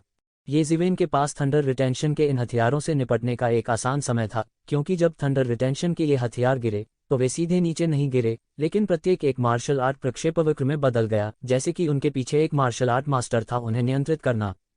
जीतने का यह तरीका येज़िवेन के मार्ग के अनुरूप था। मार्शल आर्ट की उनकी समझ भी बेहद गहरे स्तर तक पहुंच चुकी थी, इसलिए उन्हें इस तरह से हराना नामुमकिन था। अभी स्वर्ग के प्रतिशोध की तरह हालांकि मार्शल आर्ट का कोई निशान नहीं था, यह एक ऐसी ताकत थी जो 10 को हरा सकती थी। बिना ज्यादा कुछ कहे इसने सीधे आपको क्रूर बल के साथ मौत के घाट उतार दिया। कहने के लिए कोई और फालतू शब्द नहीं था, इसलिए येज़िवेन के पास इसका फायदा उठाने का कोई रास्ता नहीं था। वह केवल इसका डटकर मुकाबला कर सकता था, और इससे कोई फर्क नहीं पड़ता कि उसका भौतिक शरीर कितना मजबूत था। स्वर्ग के प्रतिशोध के सामने जो कई बार मजबूत किया गया था, यह उसके लिए असंभव था सामना करने के लिए। हालांकि इन बिजली के हथियारों की शक्ति पिछले स्वर्ग के प्रतिशोध से कम नहीं थी। इससे भी महत्वपूर्ण बात यह है कि ये बिजली के हथियार पहले की तुलना में कई गुना अधिक सघन थे। इसलिए प्रारंभिक विरल बिजली के हथियारों के बाद अचानक सघन बिजली के हथियारों ने येज़िवेन को सीधे उड़ा दिया। इन बिजली के हथियारों से बमबारी के बाद येज़िवेन के मांस और खून का एक बड़ा टुकड़ा ले लिया गया था, यहाँ तक कि उसकी हड्डियां भी उसी जगह टूट गई थीं। यह बेहद मुश्किल लग रहा था। इसके अलावा ये बिजली के हथियार निरंतर थे, जरा भी अंतराल नहीं था। जल्द ही येज़िवेन ने पाया कि भले ही वह 8 खजाने वाले ब्रह्मांड कालड्रॉन का समर्थन कर रहा था, उसके शरीर में क्यूई पर्याप्त नहीं थी, यह धीरे धीरे कम हो रही थी। यहाँ तक अगर वह फीनिक्स पुनर्जनन तकनीक का उपयोग करना चाहता है तो उसे बहुत अधिक ची की आवश्यकता होगी। क्यूई में भारी कमी के परिणाम अत्यंत गंभीर थे। सबसे पहले येज़िवेन अभी भी जल्दी से ठीक हो सकता था, लेकिन बाद में ठीक होने की गति धीमी और धीमी होती जा रही थी, और उसके बाहर निकाले जाने की आवृत्ति तेज और तेज होती जा रही थी। यदि यह जारी रहा तो उसके सीधे विस्फोट से मारे जाने की संभावना आसमान छू रही थी। मारना डॉट। इस समय आकाश में एक आकृति दिखाई दी। एक जोर से चिल्लाने से दुनिया हिल गई और एक भयानक जबरदस्ती एक पल में बह गई, जिससे कई शैतान जाति के स्वामी बन गए जो अभी भी स्वर्ग के प्रतिशोध का विरोध करने के लिए संघर्ष कर रहे थे। इस समय थोड़ा गूंगा हो गया, देख रहा था आकाश में बिजली आदमी पर लोहे के कपड़े पहने और एक लंबा हलबट पकड़े हुए। यह किस प्रकार का स्वर्ग का प्रतिशोध था? उन्होंने ऐसा भयानक स्वर्ग का प्रतिशोध कभी नहीं देखा था। इस व्यक्ति ने किस तरह के घिनौने काम किए? क्या परमेश्वर उसका जीवन नष्ट करना चाहता था? उनका स्वर्ग का प्रतिशोध, भले ही यह दर्जनों गुना अधिक मजबूत था, ऐसे स्वर्ग के प्रतिशोध का आधा भी नहीं था। यह किस प्रकार का कुकर्मी था? उसे इतना भयानक स्वर्ग का प्रतिशोध कैसे मिल सकता था? यहाँ तक कि 3 शैतान जाति के नगर स्वामियों के चेहरे भी इस समय बदल गए। यह बिजली वाला आदमी वास्तव में उन्हें संकट का एक मजबूत आभास दे सकता था। यह कितना भयानक था! क्या यह केवल एक दिव्य क्षेत्र स्तर का स्वर्ग का प्रतिशोध था? यह इतना भयानक कैसे हो सकता है? हालांकि अच्छी बात यह थी कि वे महसूस कर सकते थे कि यह बिजली वाला व्यक्ति विशेष रूप से उन्हें लक्षित नहीं कर रहा था। यहाँ तक उनके चेहरे पर संतोष भरी मुस्कान भी थी। ये शिवेन आखिरकार मरने वाली थी। उसे एक ओर वज्र प्रतिशोध के उन हथियारों का सामना करना पड़ा और दूसरी ओर इस भयानक बिजली वाले आदमी का। उसका बचना नामुमकिन था। उस बिजली वाले आदमी ने एक कदम आगे बढ़ाया, जैसे कि उसने आकाश की दूरी को पार कर लिया हो। तुरंत पार कर गया और एक पल में येज़ेवेन के सामने दौड़ पड़ा। इस तरह की गति तकनीक बहुत तेज थी। हालांकि स्वर्ग के प्रतिशोध के कई हथियार भी उसके शरीर पर चोट करते हैं, लेकिन मूल रूप से उसी स्रोत से था जहां स्वर्ग के प्रतिशोध के ये हथियार थे। वह स्वर्ग के प्रतिशोध के इन हथियारों की शक्ति को भी अवशोषित कर सकता था, जिससे वह खुद को और अधिक अत्याचारी बना लेता था। बूम! उसने आखिरकार एक चाल चली। उसके हाथ में लंबा परशु एक नीला ड्रैगन की तरह था, जो विशाल आकाश को तोड़ता हुआ, एक तेज गर्जना को फाड़ता हुआ और सीधे येज़ेवेन के चेहरे की ओर भाग रहा था। येज़ेवेन के सिर के ऊपर 8 खजाने स्वर्ग और पृथ्वी की कड़ाही अंतहीन रोशनी के साथ खिल गई। आकाश से गिरने वाले स्वर्ग के प्रतिशोध के हथियारों को अवरुद्ध कर दिया और उसने अपने हाथ में तलवार के इरादे से घनीभूत लंबी तलवार लहराई, शून्य को तोड़ दिया और तुरंत नीचे काट दिया के सामने उसका, उसे, उसको, इसे, इसको, हिम। हालांकि वह इस लाइटनिंग मैन की उत्पत्ति को नहीं जानता था। उसकी गति की तकनीक बहुत ही अद्भुत थी, लेकिन येज़ेवेन की गति की तकनीक उससे कई गुना तेज थी। उसके दानव पंख डेविल डोमेन में पानी में मछली की तरह थे और उसे खुद को छिपाने के लिए देवत्व का उपयोग करने की भी आवश्यकता नहीं थी। काले काले पंखों का एक जोड़ा तुरंत उसके पीछे फैल गया, जैसे आकाश में बादल सूरज को मिटा देते हैं। लेकिन उसकी गति जरा भी धीमी नहीं हुई, इसके विपरीत यह और भी तेज हो गई। बूम! लंबी परशु और येज़ेवेन की लंबी तलवार आपस में टकराए और सदी के बिग बैंग जैसी तेज आवाज एक तेज गड़गड़ाहट के साथ बह गई। वह विशाल ऊर्जा परिवर्तित सूक्ष्म हवा सीधे येज़ेवेन के शरीर से टकराई और उसका शरीर पतंग की तरह उड़ गया, टूटे तार के साथ।